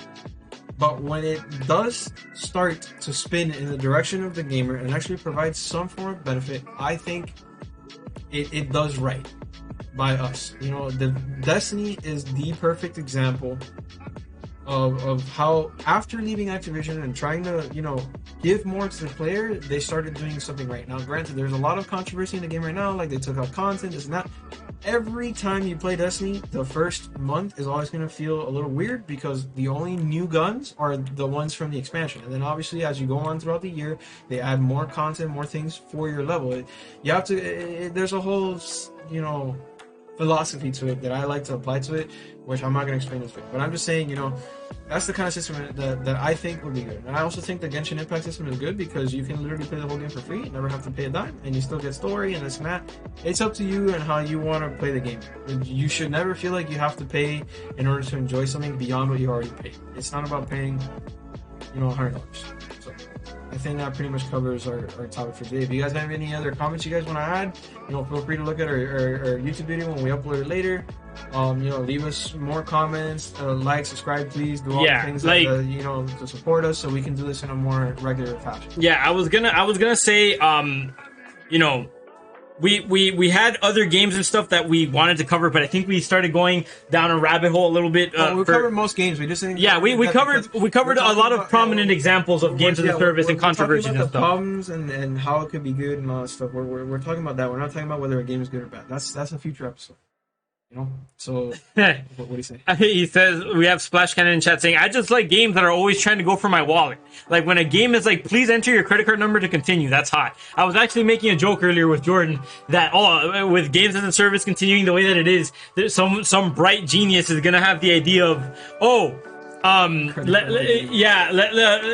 credit card redeem the game. It's going to be a game where it's just like the checkout section of a store, and it's gonna say, to win the game you must enter your name, then your credit card number, then the security code on the back of your credit card, and then your billing address. And I was just like, that's gonna be the game. That's gonna be like, oh, what do you get?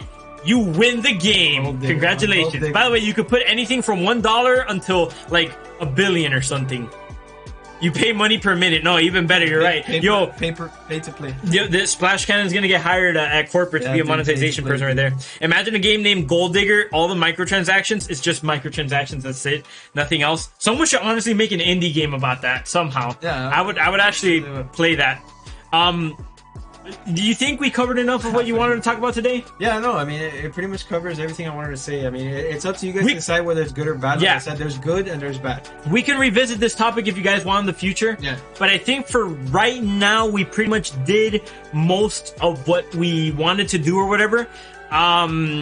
So with that being said, thanks for the like, Sergio. Thanks for the like. Yeah, seriously, thank you everyone who came in and followed. We really appreciate it. If you guys enjoyed the podcast, please let your friends know about us so they can go ahead and follow us. Right now, our main goal is to get up to 50 followers on Twitch so that we can become affiliates, and that might give us transcoding so that we can start streaming at 1080p. It will also give us a sub button so that way those of you who want to support us by subscribing and being able to watch the podcast without ads can do that as well. And then this is just going to be our part of the stream here where we plug in our other socials and stuff in case you want to check us out. I'm Michael C. Moore. You can follow me on Twitter, and that's spelled MichaelCmoor. You could actually follow me on Twitter, Instagram, TikTok, YouTube, and Twitch as well. Didn't enjoy. Here's my follow, 10 out of 10. Thank you, sir.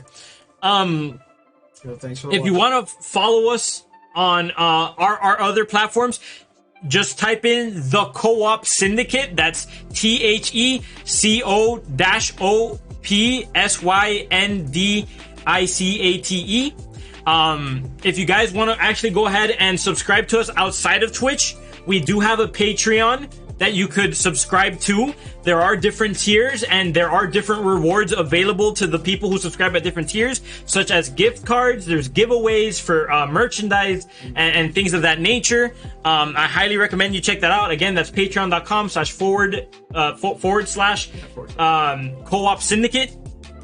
You can also check it out in the About Me section on our Twitch at twitch.tv//co-op-syndicate as well. Thank you guys so much for stopping by the stream. We really appreciate it. Oh, one last thing. We do have a Discord as well. You could find it on the About Me section on our Twitch as well. If you want to be part of the community, you could go ahead and suggest future topics for the podcast over there. And yeah, that pretty much covers it, guys. Yeah, and a closing comment too. Like this is supposed to be like us, going on an adventure to talk about all these games and stuff. So feel free, since you guys are the first, I guess we can give you guys like a little bit of a VIP section for a bit, to get to know you guys a little bit better. But if you guys want to try out, games like Destiny, Division, or Genshin Impact, and you want us to like watch maybe some of your games and comment on it during your live, during the live areas, we can do that. We will definitely do that for you guys. And maybe some of the questions you had or problems you had with the games before, you might find out there's an easy solution to it, and we can figure it out for you. We're here to help. Basically, the point we're trying to make is we all just want players to enjoy games. We all just want to play together, build a community of fun people to play with. So that's what we're doing here, man. All right, guys. So with that being said, again, this was your this was your podcast co-host, Michael C. Moore. And I'm the other co-host, Jordan G. Marcos. And thank you guys so much for listening and watching. Again, give us a follow on all the different platforms. We're going to end the stream by rating someone else. I was playing Smash Brothers on my own Twitch channel yesterday, so I'm going to go ahead and honor that by rating someone who's streaming Smash Brothers right now. So I highly recommend, if anyone's in the stream right now, go ahead and stay, just say hi, maybe consider dropping a follow for these people or whatever, and just, show them some love to show what the community is all about. We'll see you guys next Sunday. We're going to try to go live, I would say, every 3 p.m. Eastern Standard Time on Twitch, and we'll go ahead and upload this on Sundays. I mean, we'll stream on Sundays, and we'll probably upload between Monday and Tuesday. Yeah, we'll probably upload our episodes on YouTube and on Spotify, app, all the different podcast platforms as much as we can. Between Monday and Tuesday. We're still going to decide on a day there, but we're starting out right now. So thank you guys so much. We'll see you next time. Peace. Peace out, guys. Oh wait, it's rating a little bit for rating, so just give it a second. Awkward. What do you think? How was that? Huh?